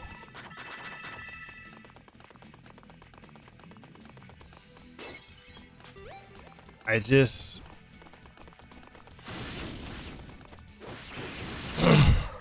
yeah.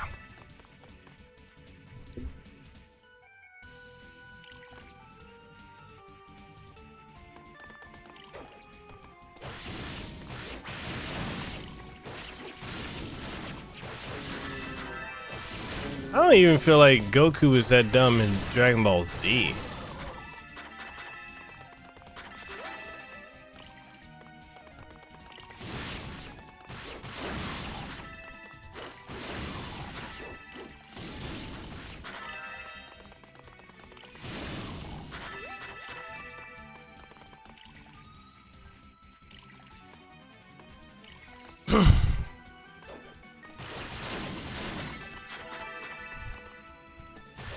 Well, I know, but like with this one, it's just the grind nature, and then too, I play through the game as Hugo. He has a completely different play style.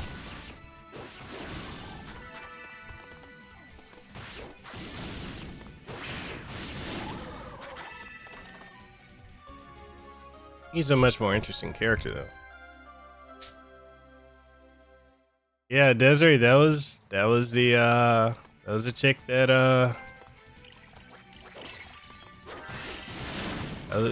one of the many voice actors that threatened me.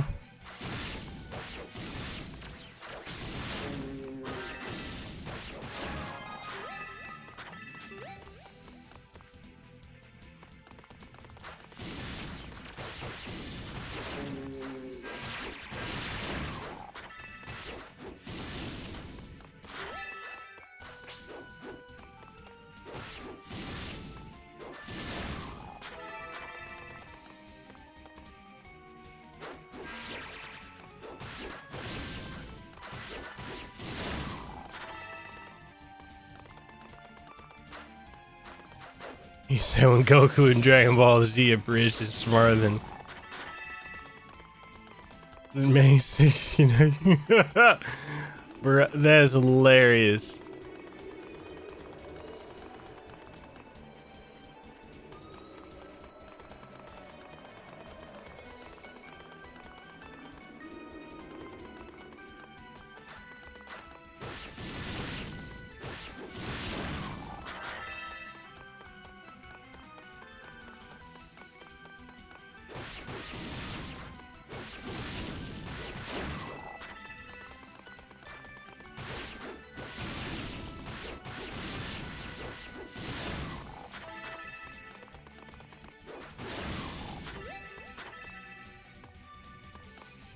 You say at least the Z version.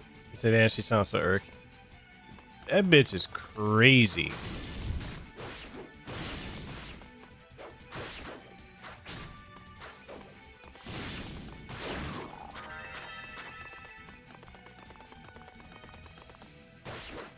I thought it was interesting how when she first started talking to me, Amanda Wynn Lee thought I was black, and granted, I am black and many other things. She thought I was just black, so the way she started talking to me, she started to, you know, I don't know if you guys have ever experienced it, but sometimes like, when you talk to certain people, and if they assume you're a certain thing, they start, like, if, you know, they have an assumption about the race or whatever, they'll dumb down their language in a way to talk down to you or try to use ebonics or whatever.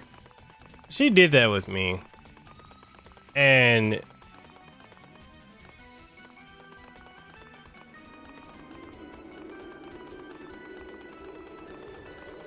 she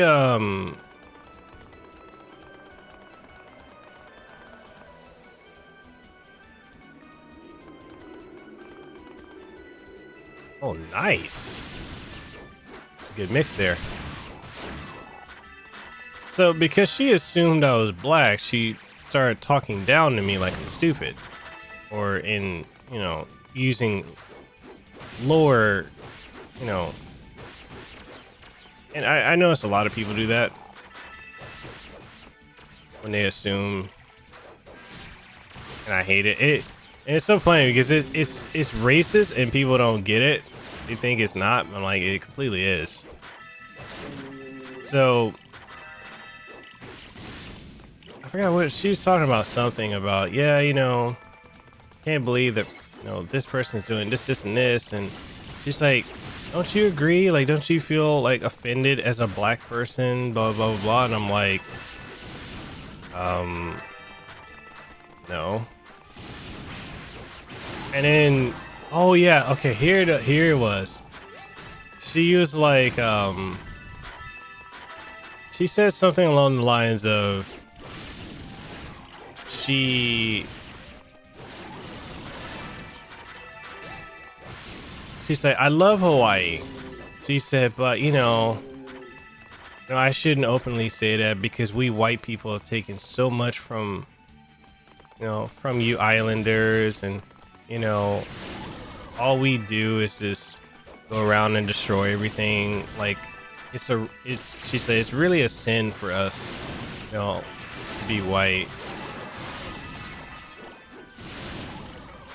She said, you know, we're raised until we're better than all of you people, and I'm like, excuse me, bruh. I absolutely hate it. He said, like, last night you assumed because I was British. Hey, no, that ain't racist.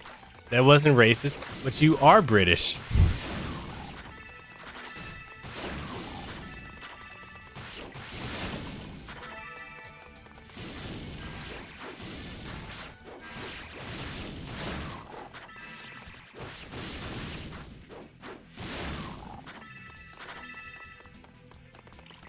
And then, and then she went on to say, like, she said, I'm sorry for all of what we white people have done to your kind. I'm like, my kind?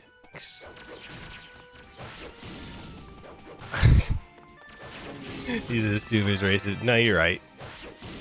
I was like, my kind? What are you talking about? She's like, you know, we white people done you so. I'm like, you do realize that I'm part Italian, and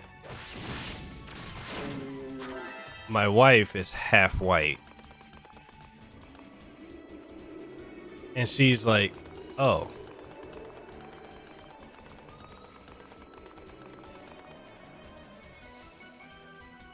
He said, I would have slapped her. I wish I could have. She deserved a good slap.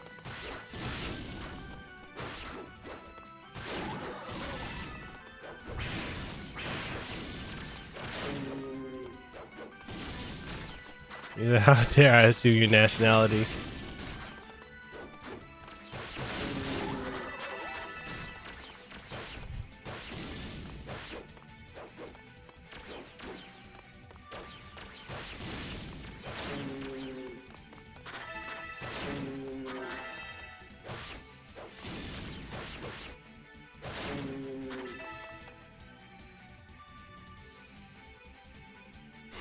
He says, like, New Jersey governor is considering slavery reparations. New Jersey wasn't even a slave state. How long ago did slavery end? Dude. Okay. I know. I mean, folks don't like talking about politics. But technically, I don't think this is considered or should be considered politics. It's just one of those things where I don't understand it. First off, how... One of the things that I don't understand is how is anyone at this point in time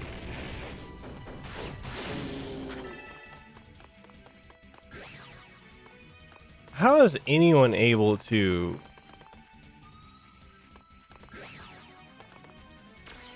claim, you know, that their family.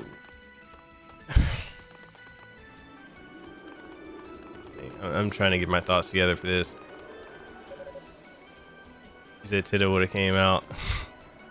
He said, if you don't ever move on from that sort of shit, how the fuck do they expect us to, I don't know, move on from that shit, right? Because I was talking to a guy that's a member of the Sons Confederate Veterans. He has black stepkids, and his stepson had just the friends of Sons of Confederate Veterans.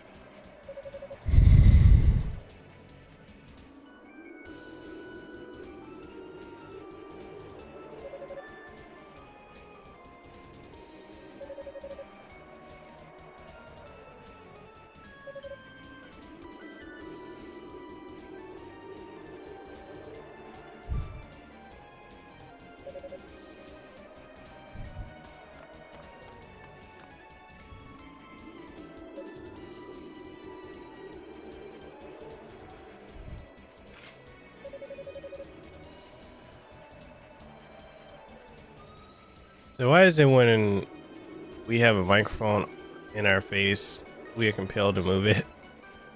I don't know. I notice I do that too.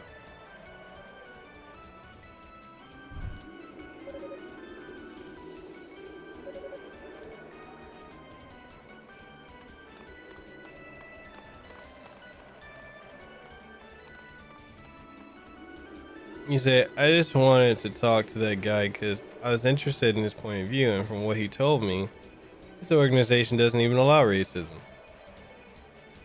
But you know, the mainstream would never let that get out. It doesn't fit the narrative of what they're pushing.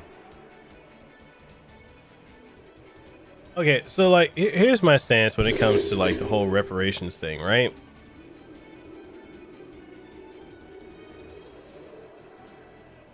Oh God, this is gonna be controversial to say. So my whole stance when it comes to reparations. First off, how do you even prove that you were descendant of slaves? Secondly,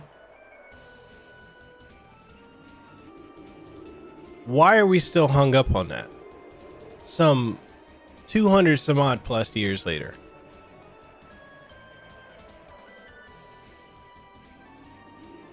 Or 100 something years, over 100, almost 200. Why are we still stuck on that? For one, I don't get that. Why is that still a talking point to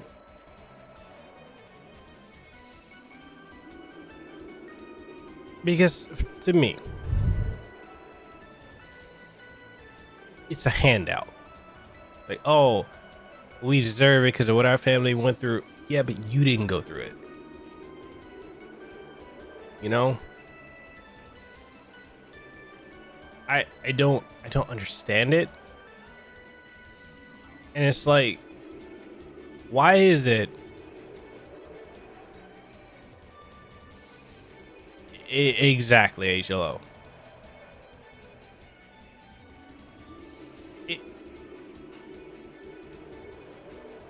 Welcome back, Rebel. I don't get it because it's like one of those things where I'm like, first off, why is it that folks here,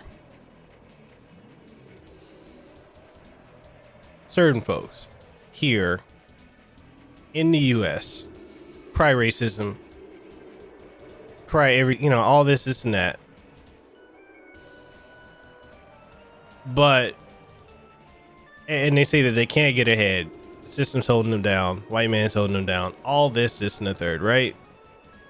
But then you have people from Africa, people from Jamaica, Haiti, that are coming to the US, the Caribbean, that are outclassing the ones that are here, economically, education wise, socially. So it makes the statement that you can't do X, Y, and Z in America because you're black. It makes that stance null and void because others are doing it, coming from their country where things are worse, and do it exponentially better than people here. So when I see stuff like that, and then when people try to, I'm losing viewers because I probably piss people off with that. When I see that, that makes me think, okay, there has to be a level of accountability. Maybe you are where you are because your parents made poor choices or your family made poor choices. But that doesn't mean that wherever you are, you cannot rise above it. And the whole thing with my problem with reparations is if people get reparations, okay, how do you know who to give it to? First off. And then when people get it and they blow it, then they're going to be like, oh, I want more. You give me more. It doesn't make sense to me. Desiree, I'm just saying, I don't understand how it works. It's a Pandora's box, and once you open that door, you can't close it. And I see this, like, you can't tell me the black people from Jamaica, Haiti, Africa, wherever, can come here and do better and far exceed folks here, black people here, and then tell me that the system is keeping you down. No, maybe you yourself, there's a self accountability that's probably keeping you down.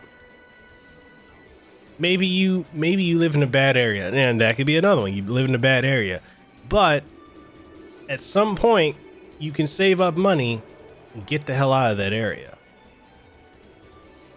I know what it's like coming from a ghetto. I grew up in one. And I got away from it. I don't let being, living in South Memphis define who I am as a person, as an individual. I don't let my skin color or any of my ethnic races or mixes or orientations or ethnicities or whatever. I don't let that dictate who I am as an individual. I don't have monolith think. Like, oh, well, you're Hawaiian, you should think this way. You're Samoan, you should think this way. You're black, you should think this way. You're Italian, you should think this way. No, I'm Miguel. I think how I think, with logic and reason. That's me. So like when I see these groups, Black Lives Matters and all these other groups, and people doing that because it's, no, unite. It confuses me because I look at the fact that people from the civil rights movement who actually went through shit, and people before them who died for the people to go through the civil rights movement, or what Martin Luther King and Malcolm X fought for, or Rosa Parks and all the others fought for what them to fight and die for we as all people in the United States to have equality and opportunity, and not to be judged by the color of our skin, but the content of our character, as Dr. King said. For them to fight and die to get rid of segregation and to get rid of division in this country, only for this generation now to fight for segregation. I don't get it. I don't get it. And to claim that I'm oppressed. How the fuck are you oppressed when you can get a job? You can have a career on the internet and you can get online and talk about, I'm so oppressed. Woe is me. I'm a victim. If anyone did that in the 60s, 50s, 40s, and further back, they'd be lynched, hanged, burned on, have crosses burnt in their yard. They couldn't do that. So I don't understand the entitlement for something you didn't go through and something you don't deserve to have because it's not yours. Is this country great compared to every other country? It's the only one with freedom. Price of freedom is steep. The country has a lot of fucked up ways, but I fucking love America. I come Samoa.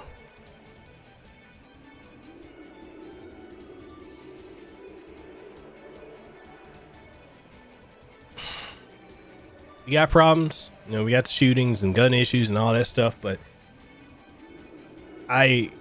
and majority of us, we live in a country where we have the choice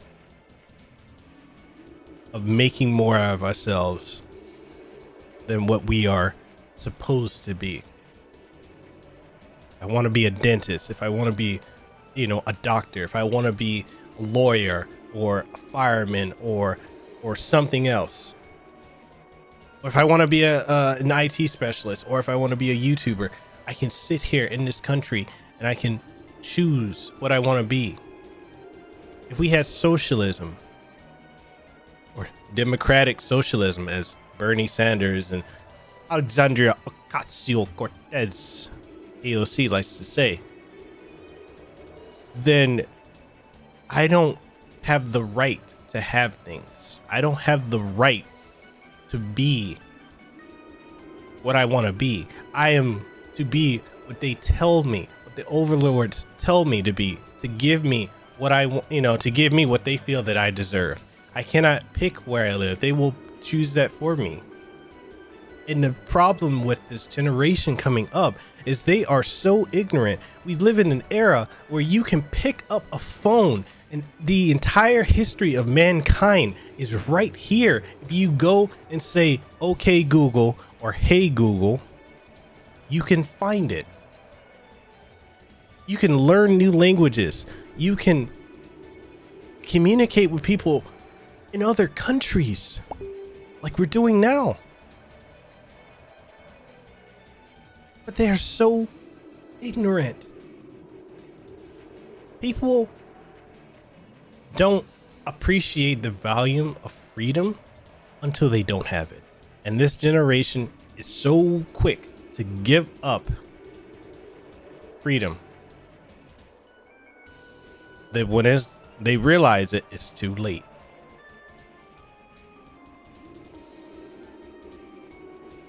People fight for their destruction. And fight for their limitations. And I will get off my soapbox now. That probably triggered some people. How many dislikes do I have on this video now?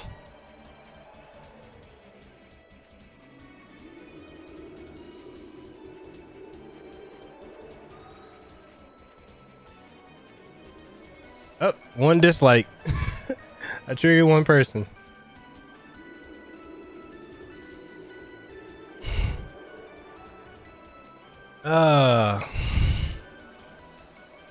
Because I know the whole Brexit thing, a lot of people assume because I'm English and proud of being English, I want to leave the European Union, yet I'm a Remainer. And I'm sure you have your reasons for that. And your reasons are valid. I'm never gonna say, I understand everyone has their reasons for what they do and what they believe. So because those people want to be victims that doesn't exist, of something that doesn't exist anymore. So you would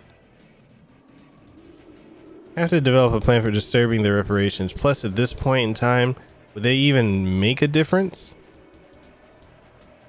Right?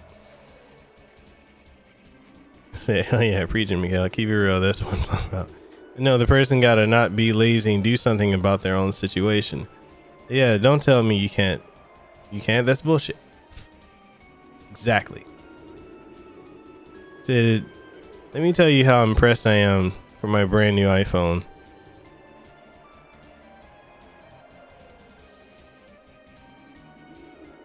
Oh, oppressed for your brand new iPhone. Oh, wait. Let me tell you how impressed I am for my brand new iPhone or Samsung Galaxy, as I am on Twitter. I am in AC. I'm wearing Louis Vuitton or Versace or Gucci or Prada. And I am sipping a chai latte from Starbucks. That's how oppressed I am.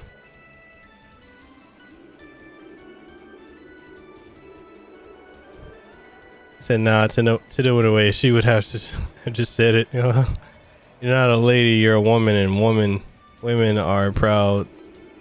Let me hear you roar. This rant was brought to you by the Razer Phone 2.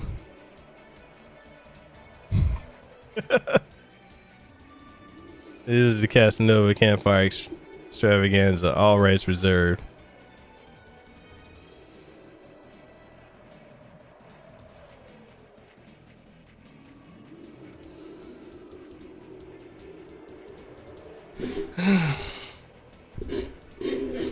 You say you're a facey pick. You know that's a vanilla ice latte, right?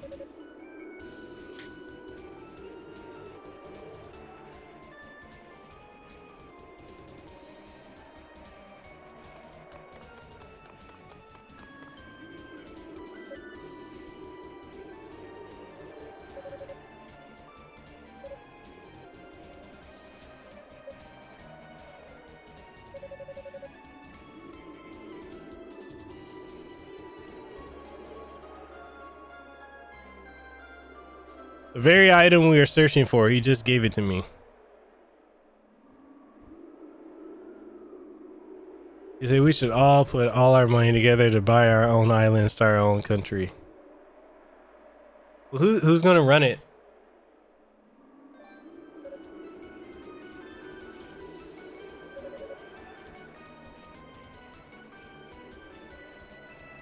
Black coffee, 1 sugar.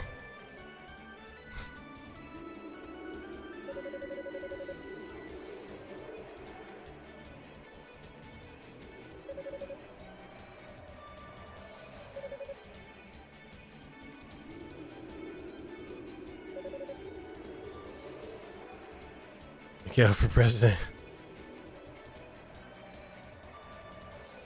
You think it would be safe if I was president? How do y'all think I would treat it if someone tweeted at me on Twitter and I was president? You think it would be safe? What's up, Fabian? Apparently I'm being voted for president. They want me for president. We're going, Fabian, we're gonna gather all our money together, buy an island, and apparently they're gonna make me president.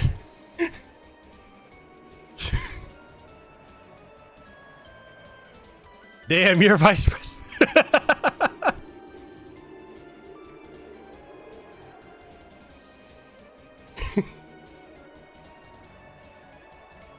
Oh my god.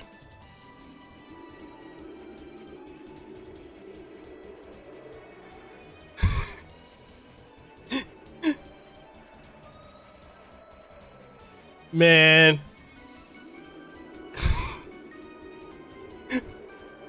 No, if I would take the approach of that guy from the Mandalorian. I'll say something and be like, I've spoken.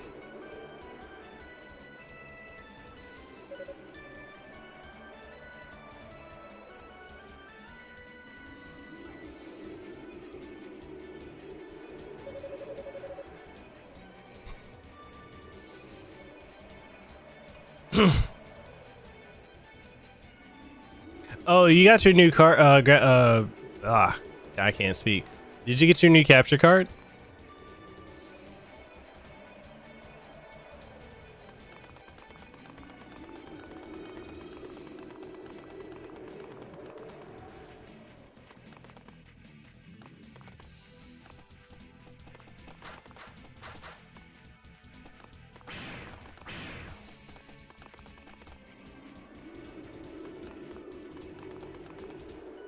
Man, I don't remember where I came from.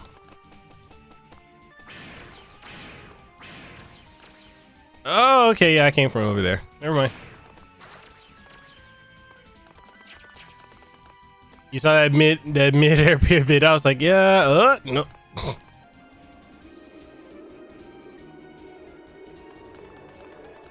Hey, at the very least, Fabian, you still got what, three years of good use out of it?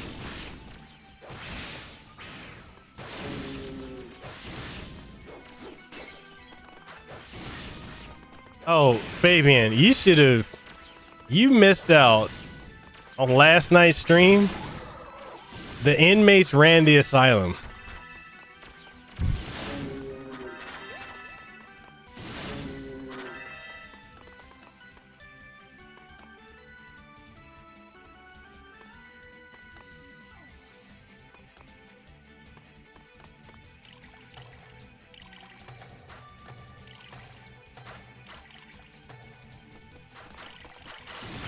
I don't even know if I came from over here. Did I?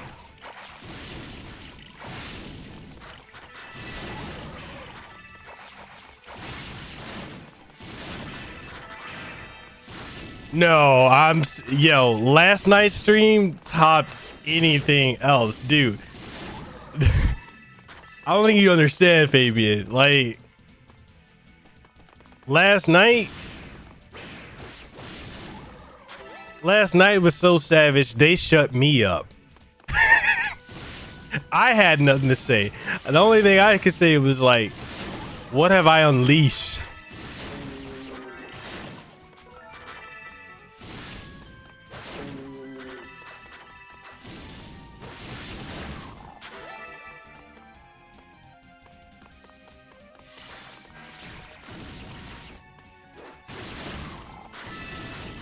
Yo, I'm telling you, Peter, Fabian, like, last night, that was... And the thing is, we were all on voice chat. We were playing the Jackbox party, and we played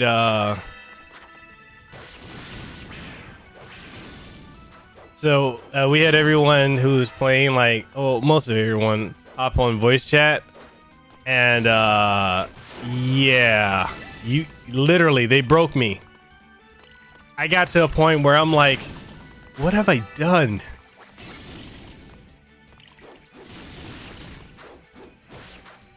Like, literally had me in silence most of the stream. They wouldn't even these damn savages wouldn't even let me finish the stream. I was trying to end it. I was like, no, you're not ending the stream.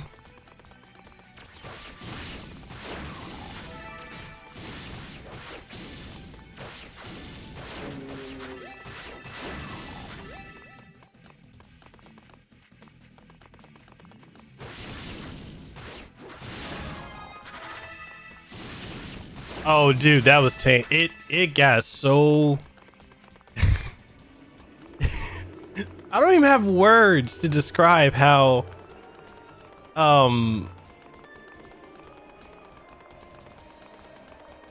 completely non-child friendly that stream got last night.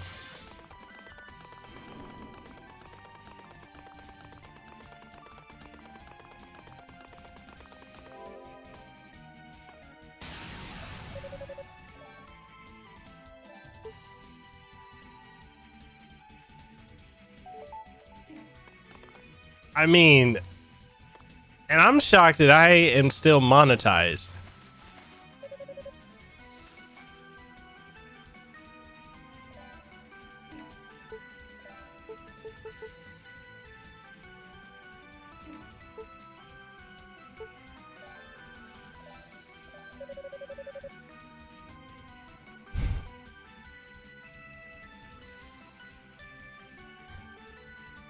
Yeah, I mean, everyone was. I mean, we had pretty much one person got a mud hole stumped in them and walked it dry. I'm convinced Amy was in that stream the entire time playing.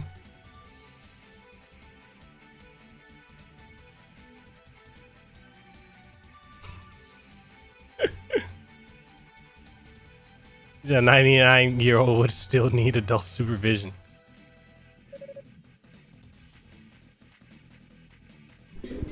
Yeah, it was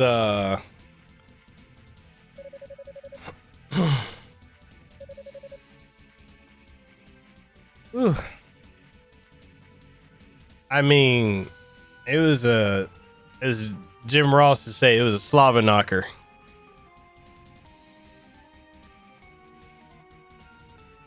I mean, it was so damn bad it made me blush.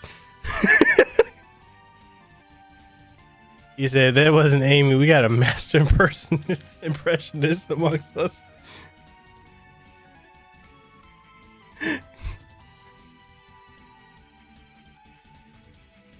He said you getting ready to get. Hey, Fabian, I got a copyright strike. So I got another one. I've got 2 strikes at this point. So I'm over here playing it safe with my channel.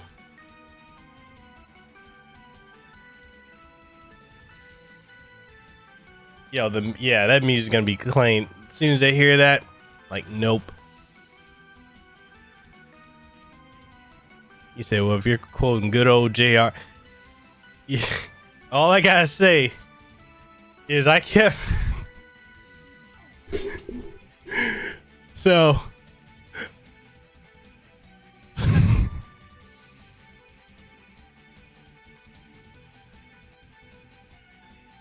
Let's put it this way. I was quoting this. No, I got strikes. It's for the Final Fantasy stuff.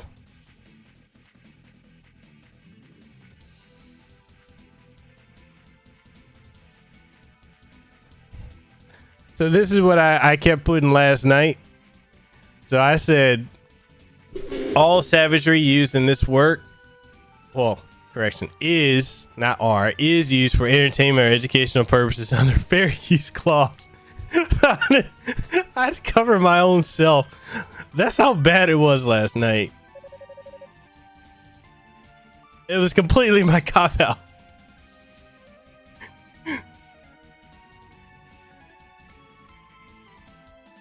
You said strikes will go away when you hit the counter notification. Yeah, but it's Square Enix claiming the demo. Yeah, I kept dropping that last night in the chat. I was like, I will not be responsible. But I mean, I can't counterclaim Square Enix for that demo though, right?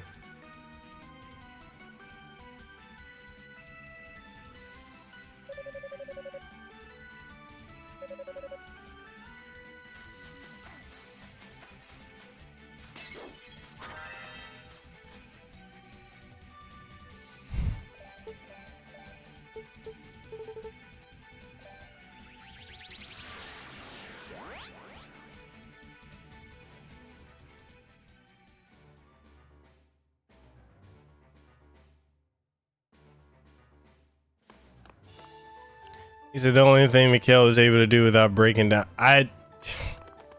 Yeah, you savages broke me last night. He said, I believe leaked stuff doesn't come under fair use.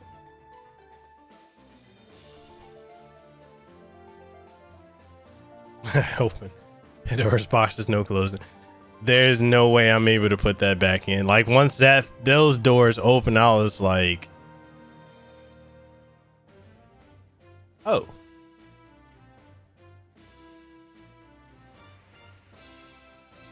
Wait, so how would you go about countering it? Because I'm willing to do it. I just want to know, like, what is the process I should I even, or should I wait it out to April?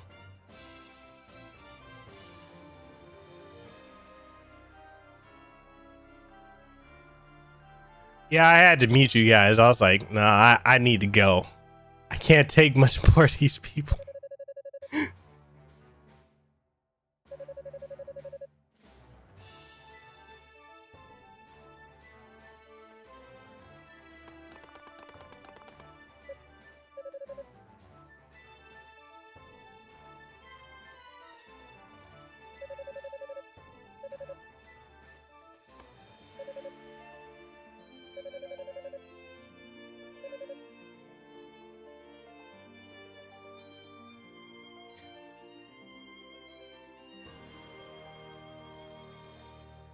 Just racist. She slipped out quietly. Yo, that was the only way to do it because I was stuck. He said, the reason I'm wondering about the whole leak thing is because Nintendo are going after Pokemon leakers, people who posted videos.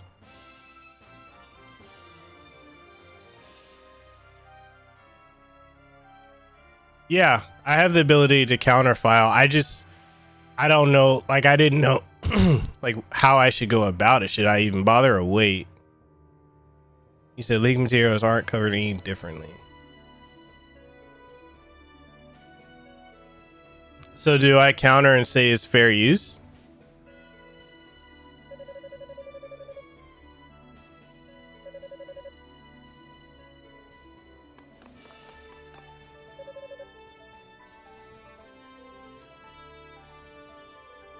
He said we give anyone nightmares.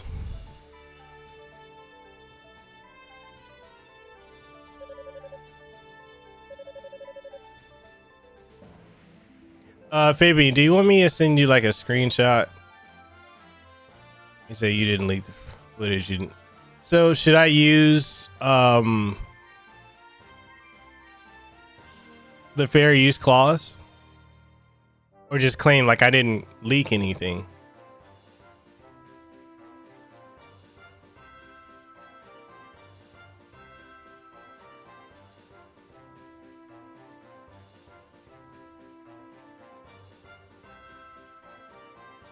You said, was it you playing the demo? No, it wasn't me playing the demo. Hold on, let me do the screenshots. It was just the demo gameplay in general.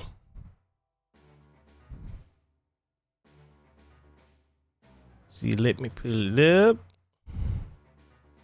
Because like there are bigger channels that have the entire leak.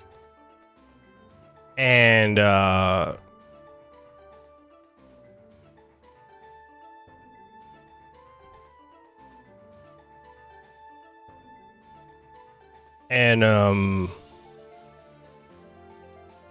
and they're not going out to big channels.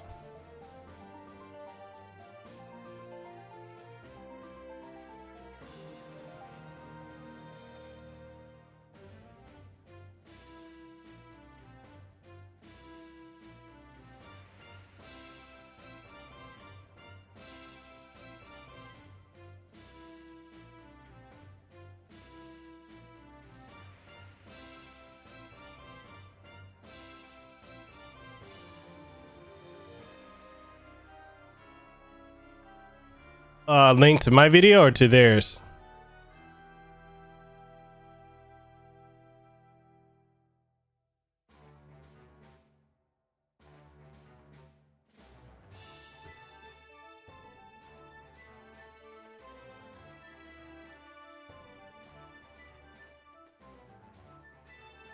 Oh wait, why am I going to YouTube?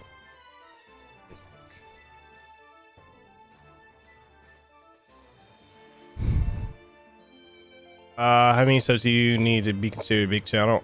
I think anything over 20 last time I checked.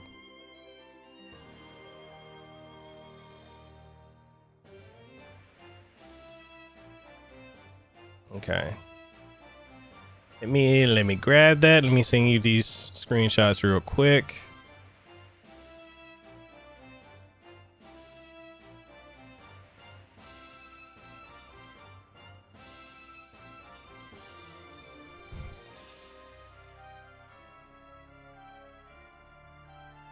And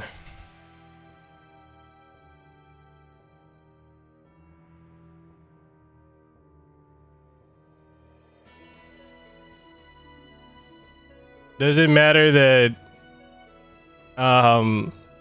because of the strike they removed the video? The videos don't even exist anymore.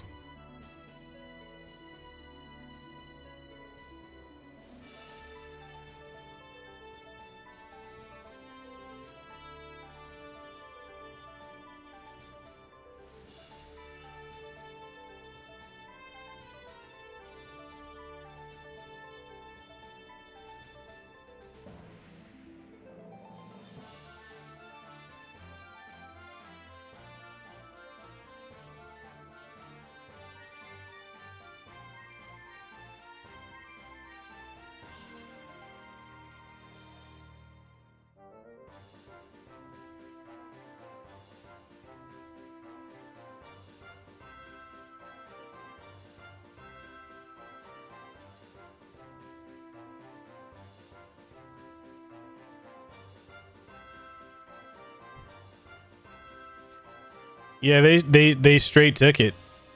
They YouTube removed the video, and Square themselves they manually went after it.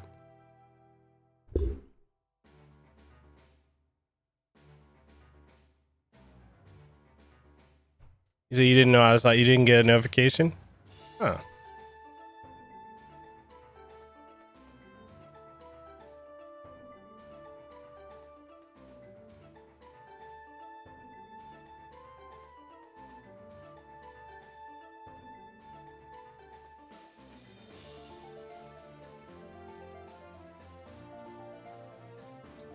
Yeah, no, I don't think there was it was just gameplay. It was just the gameplay of the demo. There was no commentary.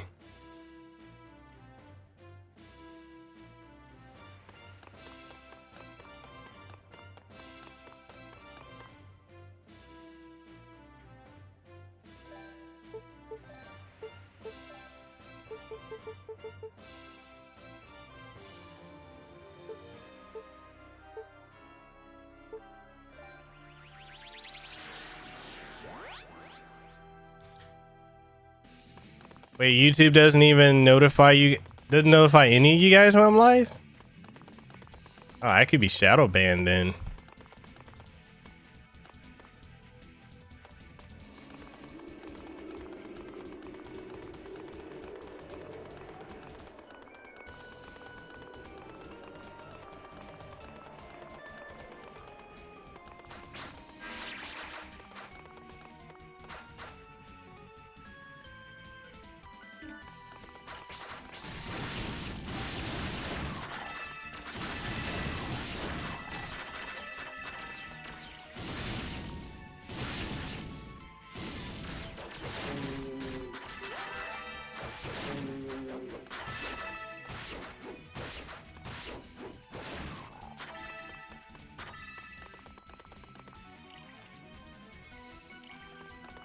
Peter, you see it? So HLO, you get a notification. Desiree gets notifications. Peter, you say you don't get one until after I've gone live. So Fabian, for you, what's the premieres like? Is it negatively affecting your channel or?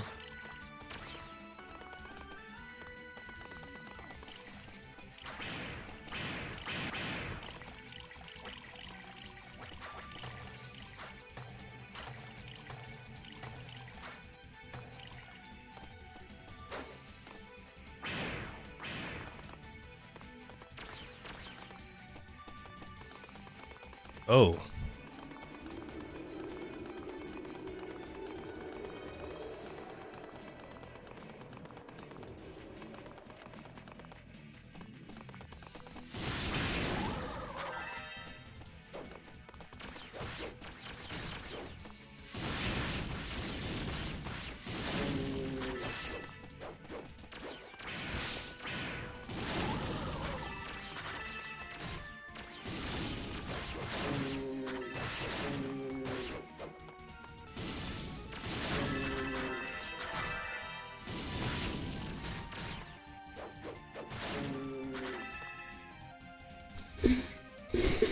He says some saw some channels that dipped into the analytics, and views for premiere videos were almost half of every other video almost every time. I think something with how they're shared on YouTube doesn't mix well. Huh. I'm wondering why that is though. Like, I know for me premieres do well, but it's odd that it's giving you that effect.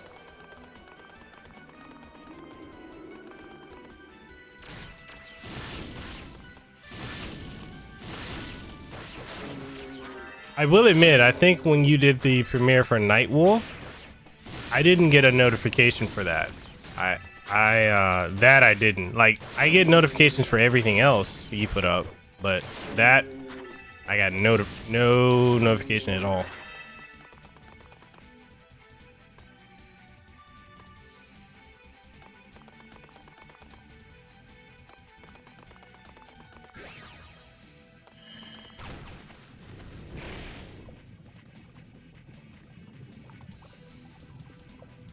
Oh, so you didn't get it either. Yeah, that's bizarre.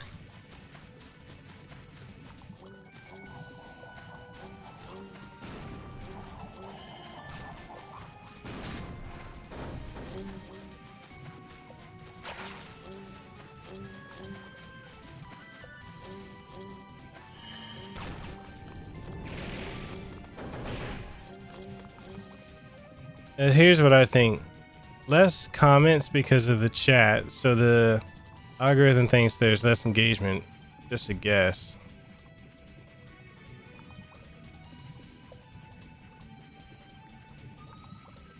This is why Fabian and I say anyone that tells you that they know the algorithm of YouTube is bipolar.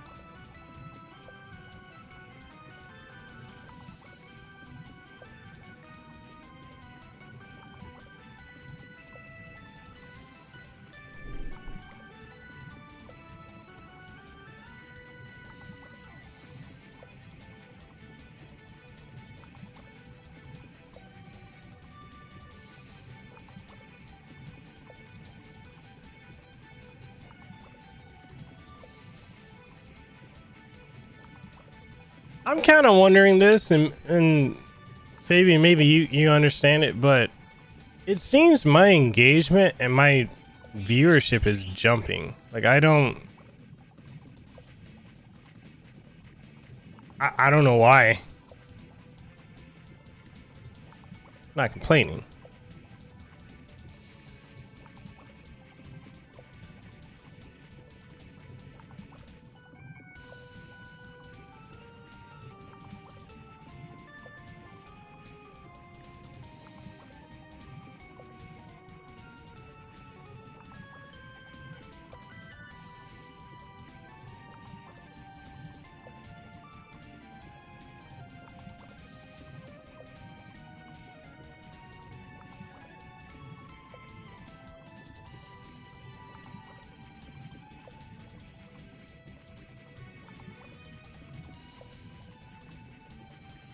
Different what you've experienced, views and engagement go hand in hand. Cause it's kind of crazy because before, like, I put out videos and I got no traction, right? Now I put out a video, like, it's just like I'm getting more, like, my sub count. Okay, my sub count keeps going up and down. I am in perpetual limbo of 11,000 subscribers.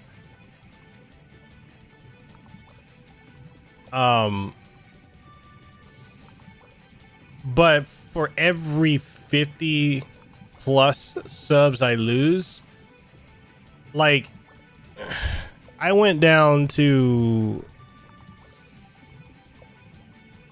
11,100. I was down to 11,103 subs like 2 days ago. I dropped from 11,190 to that.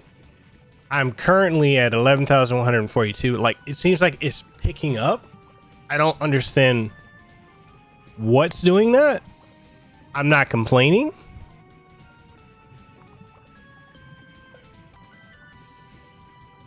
He said all it takes is one video to be shared. I guess so. I mean, I'm not complaining. I'm happy that I'm trending upwards. Like, that does make me really, really happy, but it's crazy. All right, man. Have a good one. Enjoy your stream. I'm actually going to be wrapping this one up pretty soon. Yeah, but I've been sitting at 11,000 subs for like almost a year now. But my sub count to my engagement and viewership is not it's not equal. This is why I would say to like a lot of you guys, like if you're gonna be creators or if you are creators, I would never focus on like trying to do like giveaways. Just because doing giveaways, it is a quick way for you to it's a quick way for you to grow. But on that same token, it is also a way for you to get people that only show up when you're doing a giveaway. If you're not doing a giveaway, they're not gonna show up. It's up to you guys. Do you guys want me to, you want to end the stream when we go raid Fabians? Or do you want me to keep playing this, or what are your thoughts, people? THOT, what are your thoughts?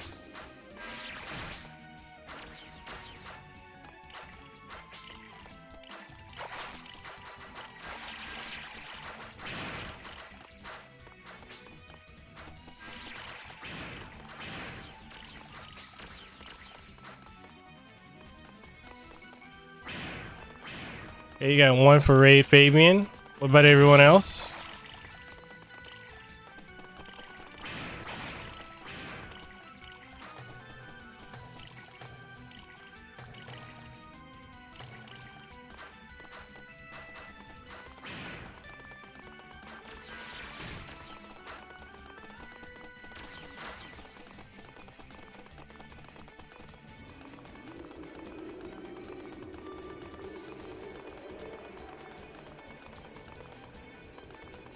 Okay, so that being the case,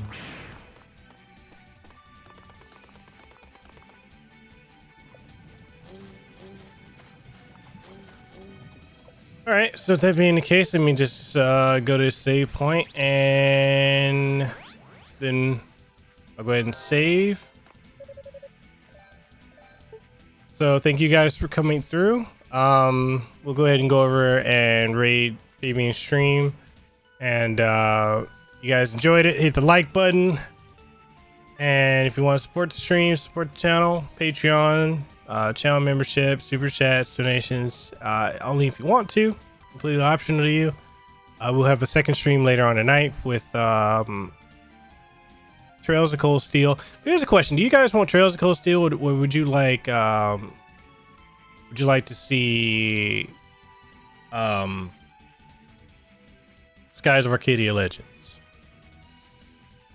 Let me know. And that being said, I'll catch y'all over on Trails in the Sky. I'll catch y'all over on Fabian's stream. Y'all have a good one.